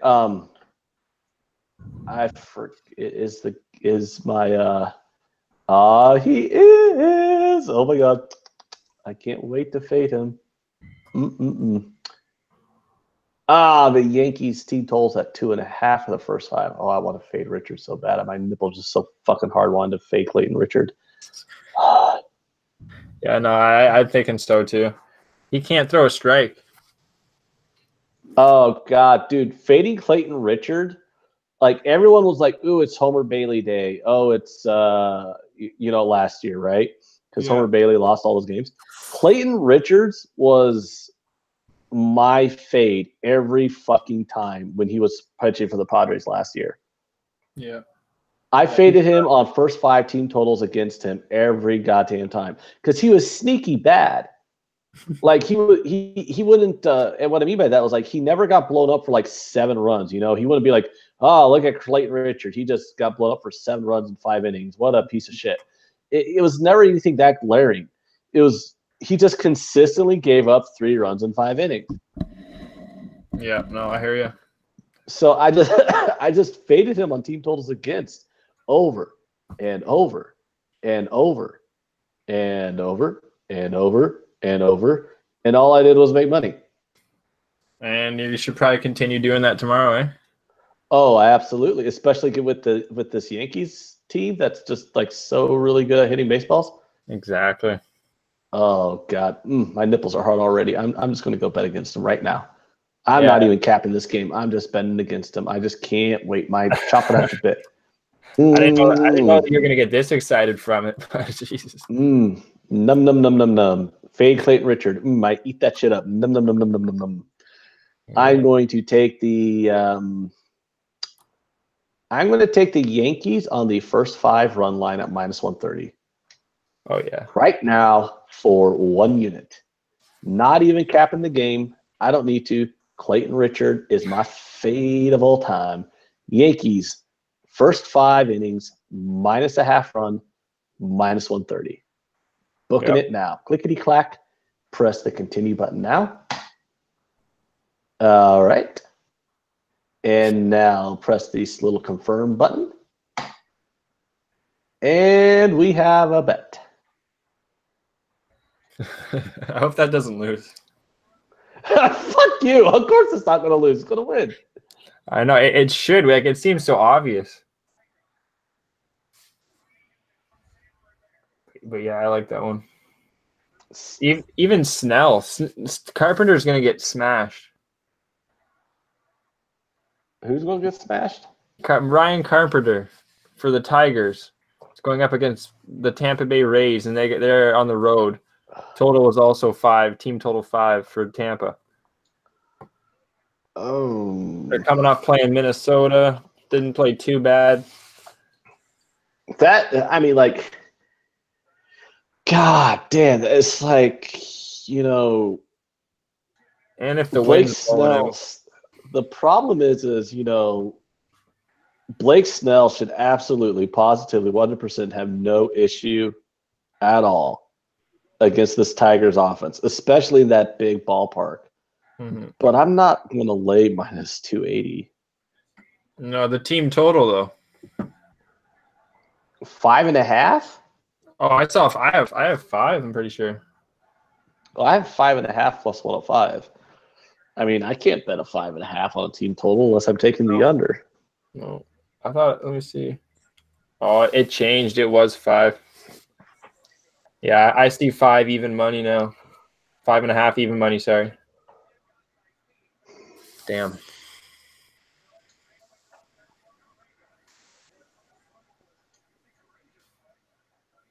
All right, let's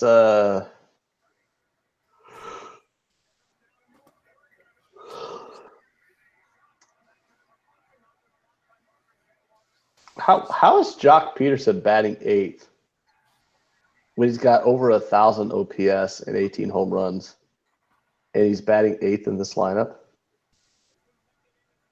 Deadly. That's a really good lineup if you had the balls to put Jock Peterson 8th in your lineup. Mm-hmm. Oh, look at this. Mr. Wade LeBlanc is starting the 2nd inning, going to try and throw some balls up here against the Houston Astros. All right. What's the over/under? You know what? This is going to be a good game to do those live bets. Run in the next inning, yes, props. And now that I just said that, I'm not even going to wait anymore. I'm just going to go to the Astros Mariners live bet screen and take third inning score yes for a half unit at -120. And I'm going to continue to do this every fucking inning for the rest of this game. Because you're going to give me those offenses against Wade LeBlanc and Martin. Yeah, I'm just going to keep betting this prop all game long. All game long.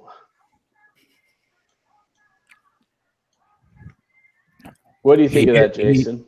I think he hit the batter on his first pitch. That's what I think. What a fucking loser. Yeah, I wish I would have thought about the score in the next inning props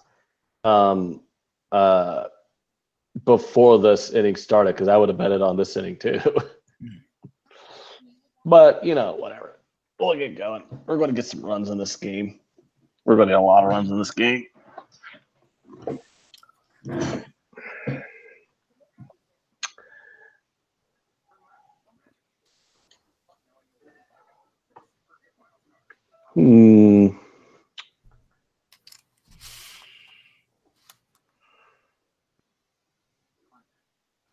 Oh, wow. The Oakland Athletics Los Angeles Angels game's not available anymore. That sucks, because I think I was kind of contemplating if I should put in a Athletics play. Really? Traveling like back and forth like that?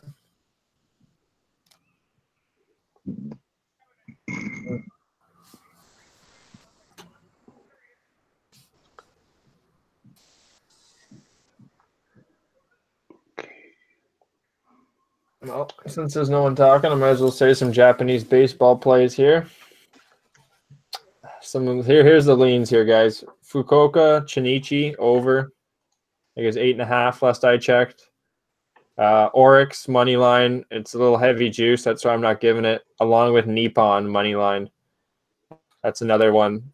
I'd maybe parlay those two. I don't like parlays, but and then Shiba, Hanshin, under. And then the other three I'm giving out there. So there they are. Goji coming in strong.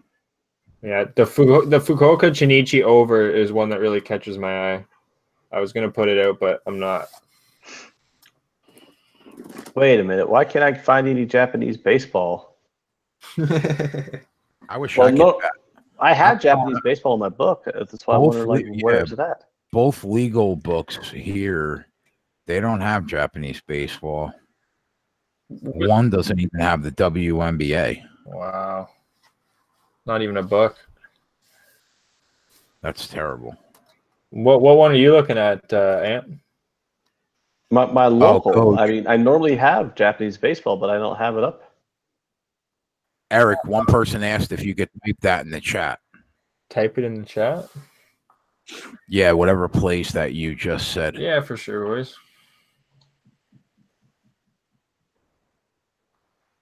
Come on, Boston, knock this game up. Again, these are more so these are leans I have, but the more solid plays they're on the Capper Investment website.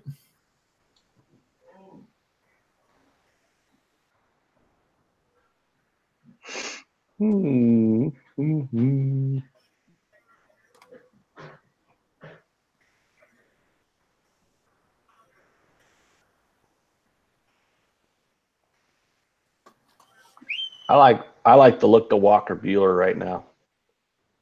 I think he's pitching good baseball at the moment. And the Astros just hit into a double play, ending their half of the inning. Wow.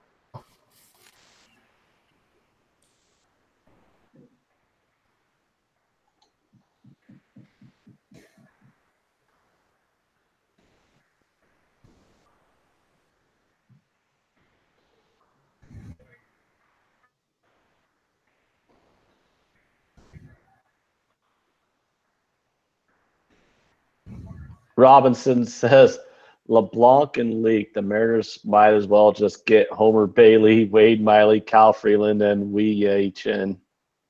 Oh, Wei Chen, wow. There's a classic. LeBlanc's been pretty good this year for the Astros. I lost some money trying to fade him. But yeah, Freeland's been a total dumpster fire this season, which is kind of crazy because I had like Freeland third in my personal Cy Young votes for last year's NL Cy Young.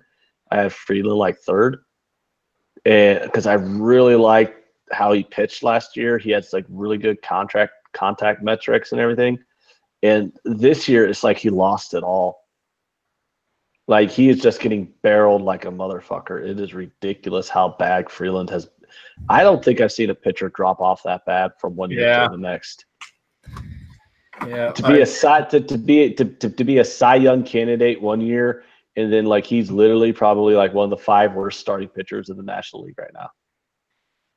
Yeah. I don't know what the fuck happened to the guy. Who else is like that? Who else has fell off the face of the earth? I mean, I can't think of anybody right now, but I'm kind of drunk, so. Yeah, I can't think of Hap. He's starting to suck again. He had a good year last year. Oh, well, everybody knew Jay Happ was going to suck this year. Yeah. I can think of a lot of guys. Sorry, we're Jay Happ's. I was just saying, Jay Happ had huge regression metrics coming into this year from his starts in New York. He vastly outperformed his advanced metrics, his ERA. Vastly outperformed his advanced metrics when he went to New York. And we all knew that was going to be coming to a head, and it did. I mean, I think I spent half my season fading Jay Happ. Yeah, they paid a lot of money for him, too. I mean, it was absolutely absurd. Jay Happ's been a average-ish starting pitcher his entire career. Mm-hmm. And then all of a sudden, like, when the hell did people decide Jay Happ was an ace? Yeah. He had a good year for Toronto, but Toronto had nobody. Yeah, so he had one good year for Toronto, and then people were like decided he got traded to the Yankees, and he started getting lined at like minus 250. Yeah, and I never thought I was going to live in a world where I see Jay Happ at minus 250. I'm like, what the fuck are you guys smoking? Yeah, that's some good shit. Apparently, it was. They pulled the goalie goal, 6 goals. Nice. All right, we got it. I'm gonna push hit 1, hit and yeah. lose. We got the over. Woo! All right. Well, it was all for naught. That game was all for naught. Oh. For me, anyway. I like how you just like casually go, it was all for naught as I win my only. Well, your win doesn't really matter on our unit count because I lost the other side. It matters towards my bankroll, so below me. What does that have to do with me? Why are you so fucking selfish? You can't be happy for the fact that I just won a half unit on this game. I'm thrilled. I'm talking about the unit count.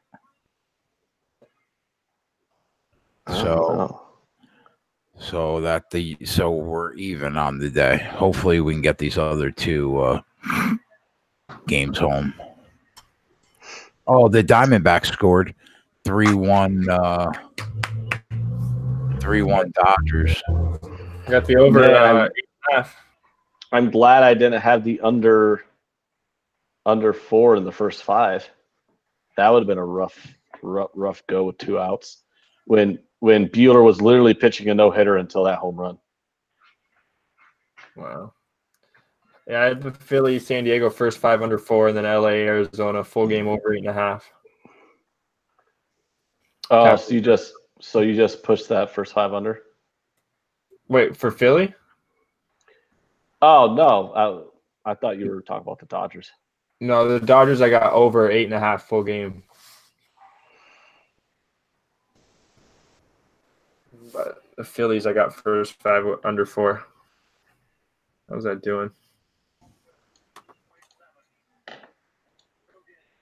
I just took the Reds for tomorrow.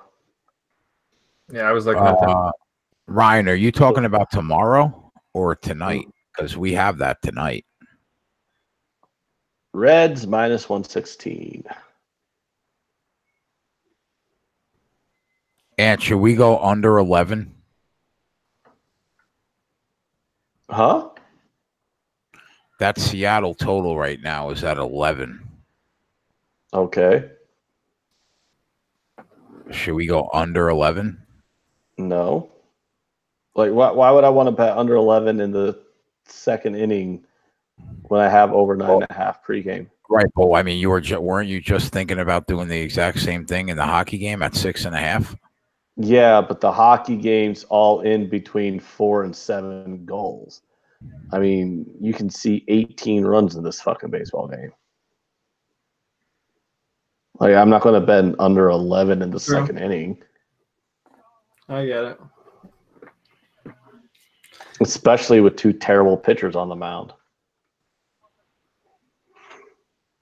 Maybe like a 13.5, 14.5. But what I am going to do is I'm going to take the Rangers minus 119. Isn't he though, Ryan?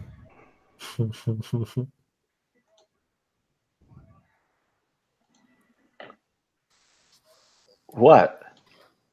You're like a salt factory.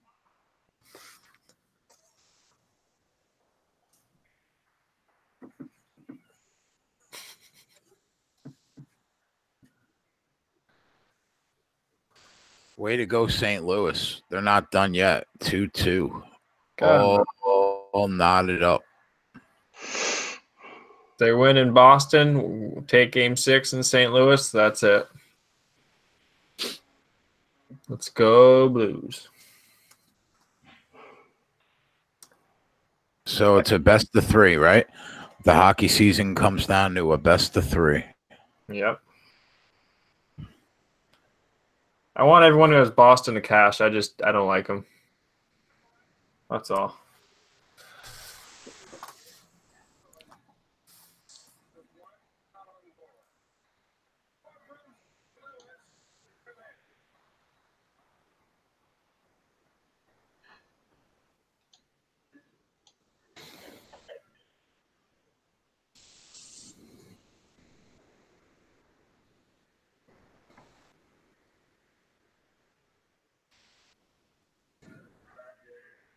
So are the Raptors winning game 3?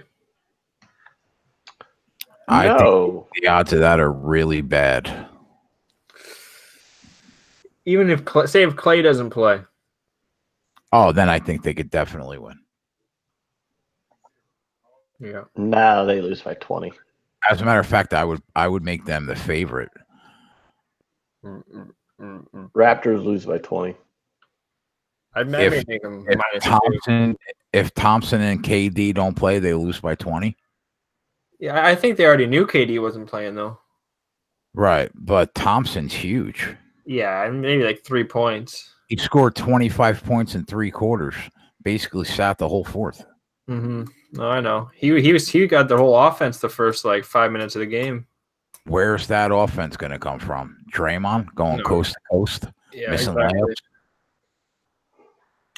And Steph was like sick for half that game. How crazy was it that I held on to that fucking Draymond Green no triple-double prop? Somebody in the chat had it the other way. Yeah.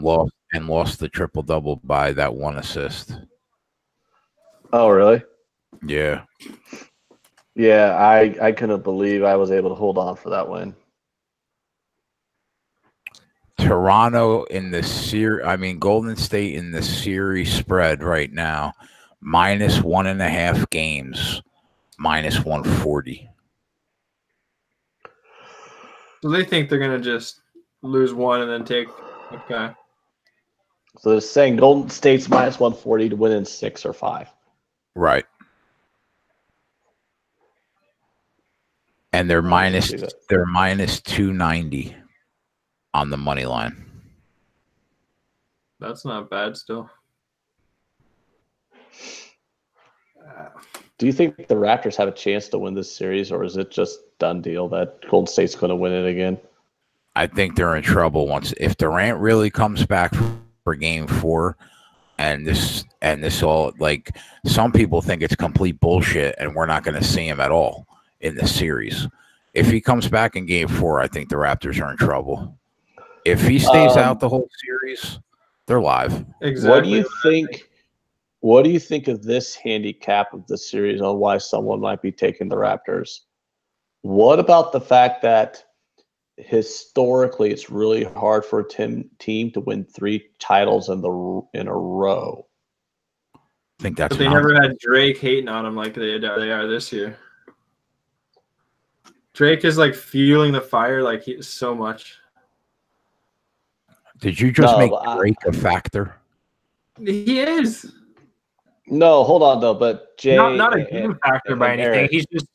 It's just like a thing. Like they're gonna win, but then like they obviously want to be the ones talking shit. They don't want to have to look over and be like, oh yeah, Drake's gonna be talking shit. Like it's not a huge factor, but it's definitely something that when they make that shot, they all look over at Drake and talk shit after they make a big shot. So yeah, but all I'm saying is like and everyone looks over at Spike Lee and talks shit in Madison Square Garden. Who cares? And some guys like Kevin Durant, that's the last thing you got to do. He always torches us anyway. All right, for like 40. Start of the third inning. We're going to run this third inning. That's my prop.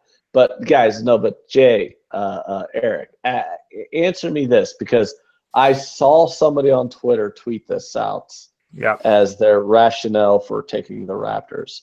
So I just want to know if this is the dumbest fucking thing you've ever heard in your life as a reason for taking the Raptors or not. It's really hard to win 3 titles in a row historically in the NBA. So the Raptors are my play. Yeah, I guess that's just like their grandpa's opinion or something. I don't know. Whose is that? Like, do they know much about? Yeah, I don't know. That's the big thing is the third one too, man. Like, obviously they want to get 3. That's crazy. Jay, do you have anything to say? I think that's complete nonsense. Yeah, it's crazy. Yeah, well, the guy has over 6,000 fucking followers somehow. Oh, yeah. I mean, it's just not relevant to what's going to happen in the next week. I don't know. Yeah. Why wouldn't they want to win 3? I tell you what, like, gambling Twitter is one of the funniest things I've ever. Like, I'll spend time on gambling Twitter and just like scroll down it, and just the shit I find on there, it cracks me up. I'm like, how does Vegas ever lose money on a game? There's no way any sportsbook can ever lose money when you have these guys. Exactly. Yeah, I'm just like, wow. That's why they should be coming over to Capper Investments. Yeah, I mean, you guys do some good work over there. Hey, man. Try and educate people on how to bet. Like, oh my God. We'll just exactly. Hey, is that foul? God damn it! I thought that was a no doubt home run, and it's foul by like 5 feet. Never mind. Yeah, it's just some of the. It makes my head hurt when people like cap off of like trends or narratives and stuff. I'm just like, I like going to like conniption fits. Yeah, I know. Well, I mean, because you know me, I'm kind of a stat nerd and into the analytics and things like that. So, like, when I start hearing people talk about narratives and stuff, I'm just like, I don't know. Yeah, I get condescending. I shouldn't talk about it, about how it makes me irritated, because then I come off condescending. But I just say whatever works for them, really. If it works for you, great. Keep going. Yeah. You know, everyone's got a different way of tacking, but some work, some don't.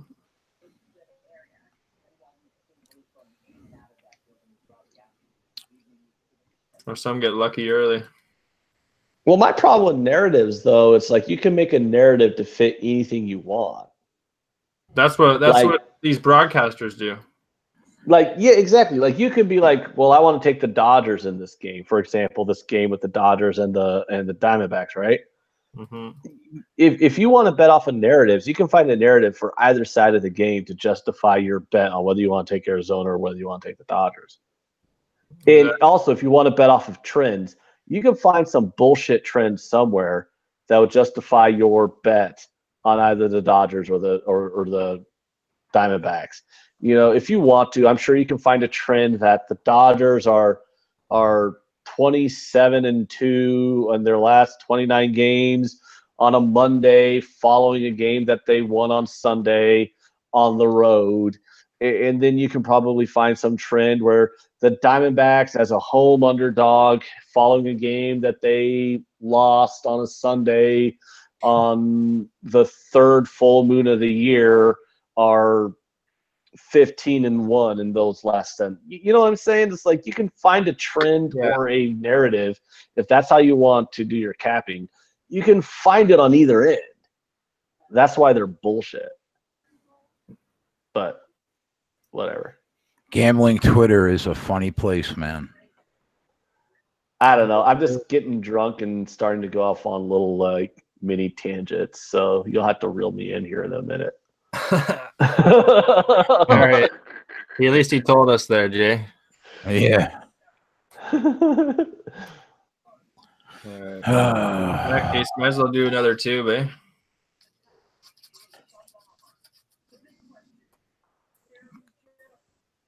Yeah, I'm looking forward to like transitioning off of gambling Twitter, like slowly, and bringing it over to our own site and promoting it like elsewhere. Gambling Twitter is a fucking cesspool. Yeah. Yeah, it's awful. But it takes all kinds to make the world go around. That's right. Man accused of raping 78-year-old woman. I mean, this is the shit that they got on the news. I bet she was hot. How dare you? What, rape a 78-year-old woman? Talk about grandma getting raped. Doesn't sound too, I don't know, correct to do, but, you know. It reminds me of that episode of All in the Family when that dude tried to rape Edith Bunker. Archie. Could you, Edith? Huh? Yeah, like he answered everything like that. Could you, Edith? Huh? Archie. I don't think that's how he answered her when she almost got raped in that one episode. Well, maybe not then. Are you sure? But he could have. Who the fuck knows, man? Archie Bunker was fantastic. Well, that was back when like every sitcom had like a message. You know, they tried to be socially conscious and stuff. Like The Big Bang Theory isn't having an attempted rape of Penny. You know what I mean? And collect that score in the third inning.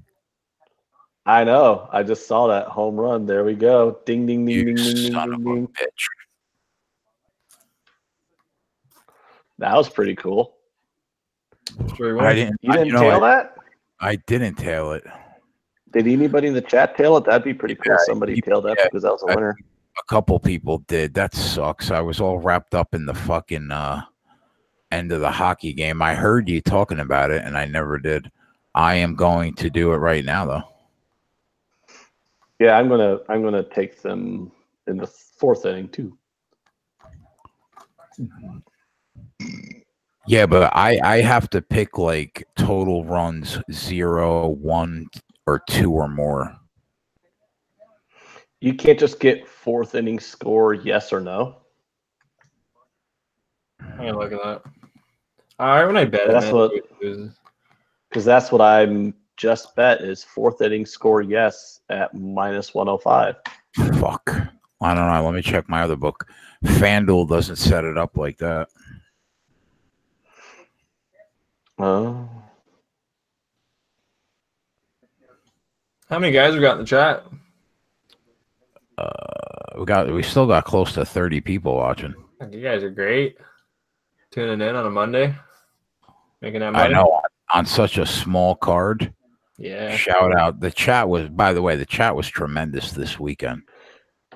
Oh, by the way, if I don't know if I mentioned it, but I did wind up taking the Rangers -119 and the Reds -116, and the Yankees first 5 run line -130 for tomorrow. And I'm pretty sure I'm going to wind up betting the Athletics also. We might hit the team total over on the Athletics. Yeah, I would take the Rangers team total over, but it's like 5.5, and I've gotten burned on some 5.5s lately, so I'm kind of. No, yeah. Unless it's Colorado at Rocky at Coors. Yeah, I don't have a team total yet for the Athletics game.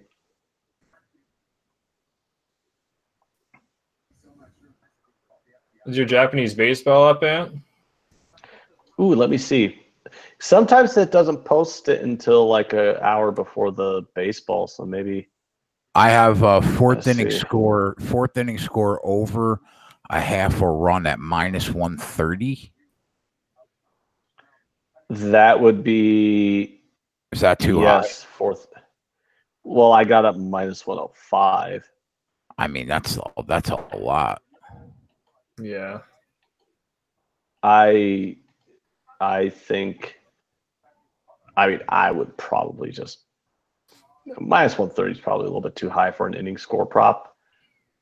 I actually can't even blame you for wanting to lay off that, but I would like to see Encarnacion just hit another dinger here, make it 3-2. Well, I'm just going to root for you because it's actually 132. That's 27 cents. Jay. Yeah. Encarnacion hit a dinger and made it 3-2. It doesn't surprise me anymore, man. I'm done being enamored by it because I just know What? that the power of the words he speaks on this show just makes things happen in the world. Yeah, be careful. Well, what's that? I wonder what the line. Do you think Seattle's live to win this game, man? Well, the problem is, in order for Seattle to win this game, they have to get the Houston not to really score that many more runs. And I don't know if they're live to have Houston not score any more runs. You know what I'm saying? Yeah. Yeah. Like, Seattle has the ability to score enough runs to win any game they play in. The problem is their pitching is just so effing bad. It's like it's terrible. Their pitching staff is terrible. They have no starters, and they make up for that by having no relievers. Yeah. So, but here's the thing, though, and Vogelbach just hit a easy infield single the other way to third base because there was nobody covering third base. Here's the thing with so you want to look at the really terrible teams in baseball, right? So of all the really bad teams in baseball, who are the ones you want to watch, and who are the ones that are just so bad that you can't watch them? And I'll answer that for you. So the teams that you just cannot watch is the Marlins, unless Caleb Smith is pitching, because he's a stud, and I really like to watch Caleb Smith pitch. But outside of Caleb Smith starts, the Marlins are unwatchable. Their pitching's bad. Their offense is bad. There's just nothing fun about the Marlins. Same thing with the Baltimore. Outside of Jay Means starts, because Means looks like he's going to be a pretty good starting pitcher in the major leagues. So I do kind of like to see him pitch some. Outside of Jay Means starts, there's nothing watchable. There's nothing redeemable about trying to watch a Baltimore Orioles game. But Kansas City Royals, they suck at pitching, they suck at hitting, but god damn it, when their guys do get on base, all they do is just run and steal. And they play really good defense. Like they're really fun to watch on defense. And when they get runners on base, it's hello, we got action because they're going for steals. They're trying to push that single into a double. They're going from first to third. Like the Royals are a fantastically fun team to watch on the bases. They're terrible, but at least they're fun to watch. And the other way, the Mariners. There's always action in Mariners games.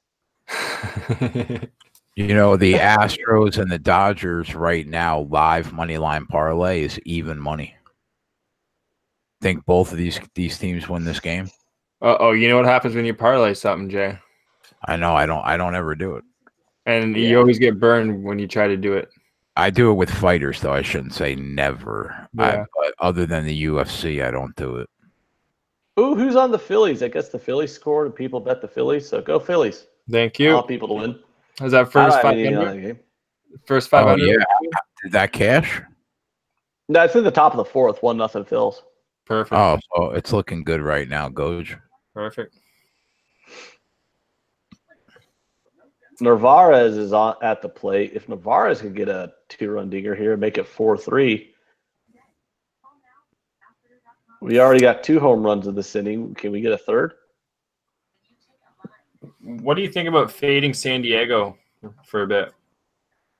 And did you see what David Hutton said? No, what? Oh.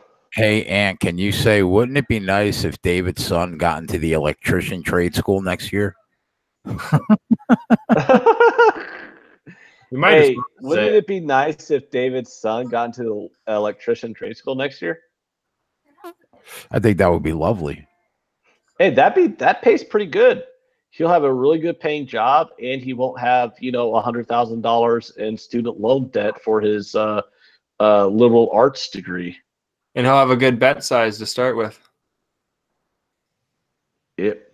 Like you ever see like those memes on Facebook or Twitter or whatever, where they got like this overweight chick with the side of her head shaved and her hair's blue, and so she's some fucking feminist or some bullshit, and she's like, I have a master's in gender study, and she's holding a sign. It's like, I have a master's in gender studies, but I'm working as a barista at Starbucks or something like that. And it's like, well, and I have all this student loan debt. The economy doesn't work or whatever. It's like one of those, the economy doesn't work because, I can't find a good job even with my degree, right? But it's like, bitch, it's a fucking gender study degree. Like, so you went to college, got a master's in questioning gender. Like, how is that going to help you get a 6-figure job in engineering? Yeah, Pitt said money coming in on the wraps if you want +6. But if I knew that Clay was out, I'd be all over that +6. Yeah. But if Clay plays, I'm hammering that Golden State money line live. Yeah. So long story short, David's son is doing the right thing. He's going to get a really good job in a career field that always needs people, because no matter how much automation happens, you still need electricians, and he's not going to have $100,000 in student loan debt and be working as a barista at Starbucks. So go for it. Get that fucking Electrician money. Yeah, exactly. Yeah. Thank you for helping me finish that sentence. I kind of pausing a bit here. I was a little tipsy.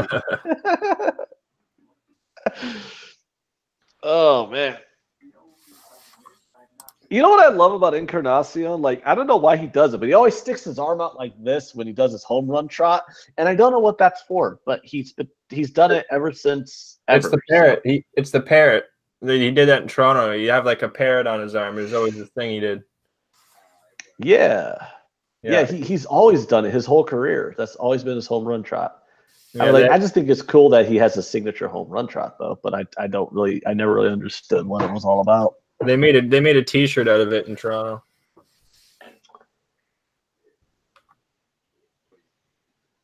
Robinson, so did the Angels just mail it in today?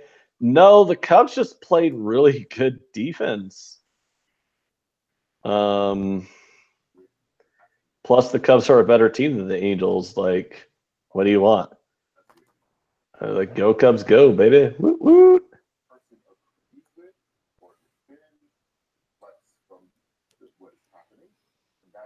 Do you think the Brewers are going to give them a fight for the top spot? Yeah, I think the Cubs and Brewers will be within a few games of each other all season long, just like last year. But if the Brewers don't get some starting pitching, I don't see them being a real threat for any kind of title. And on the other end, the Cubs need to shore up the bullpen and probably get like another starter because I don't really like some of their starters. But the Cubs need some bullpen help, and the Brewers need some starting pitching in order for either one of them to be contenders for the title. Otherwise, the Dodgers are just going to go to the World Series again. Yeah, I don't really see anybody beating the Dodgers. Yeah, I think they're at least in the National League. I think a Dodgers-Yankees World Series would – Dodgers-Yankees or Dodgers-Astros again, outside of obviously I want the Cubs to be in the World Series and win it. But, from like a fan of the game perspective, it just seemed like two really good teams go up against each other. I would be sad if the Cubs don't make the World Series, but I would be really, really enjoy watching Dodgers versus Yankees or Dodgers versus Astros in the World Series. I think that would be a lot of fun for pretty much anybody who wants to watch baseball. Yeah, 3-2 Houston. Yep. All right, so we are in the fourth inning. So the fourth inning score yes prop is now live. Let's just get it out of the way, like right now. Let's have Guriel just bash a dinger. Why the hell not? We've already had it happen twice today, so let's call it now. Wouldn't it be cool if Yuli Gurriel hit a solo shot to lead off this fourth inning? Oh, fucking right. Steve cashed that Dodgers first 5 under 4.5 thanks to Noli Knows. No, they. You got a 4.5. Eric got it, or Goji, or whatever we call him. He got it at 4. No, I got the Phillies game. Oh, you got the Phillies game. Yeah, Okay. Phillies game. Yeah, no, I took the over 8.5 in that game. All right, I guess we're gonna call it a night. It's 11:30. I won't be on tomorrow. My daughter's softball game is tomorrow. I'll be there. Lying. So I'm not lying. You said I will not be on tomorrow like 5 times, and you always manage a way to just sneak on.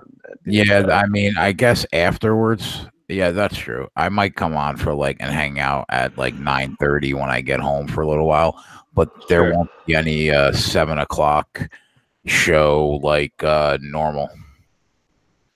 Sounds good. Sounds good. So yeah, that's it. So it's looking like we're gonna pick up some money tonight. Hopefully this Astro game goes over and the Dodgers hold on, and we'll pick up a couple of units on the night. Like we do. Like we do. Doge, I hope you what do you just got to get through this 5th inning, and you got the Phillies first 5 under home. That's right. That's right. Full game over 8.5. Houston team total over 5, and Arizona team total over 3.5. All right, sweet. All right, guys, I'll try to pop on. I will try to pop on tomorrow night later, but if not, we'll be back Wednesday strong. When's the next is Wednesday the next NBA game? Let's check that out real quick. Yeah, it is Wednesday. 100% Wednesday? Yeah, because I remember you were going to say Jimmy was going to come on Wednesday, and that's when Game 3 was. Oh, good. All right, so we will be on strong Wednesday at 7 like normal. Game 3, the Raptors and Warriors, and I'll probably pop on tomorrow night for the late night games, the 10 o'clock games. All right, Coach. Love you, bro. Thank you for hanging out with us tonight. Hey, man, thanks for the invite, and it's a pleasure being on. Anytime you want, my friend. All right, boys. We'll see you tomorrow, if not Wednesday, back after this. Later, guys.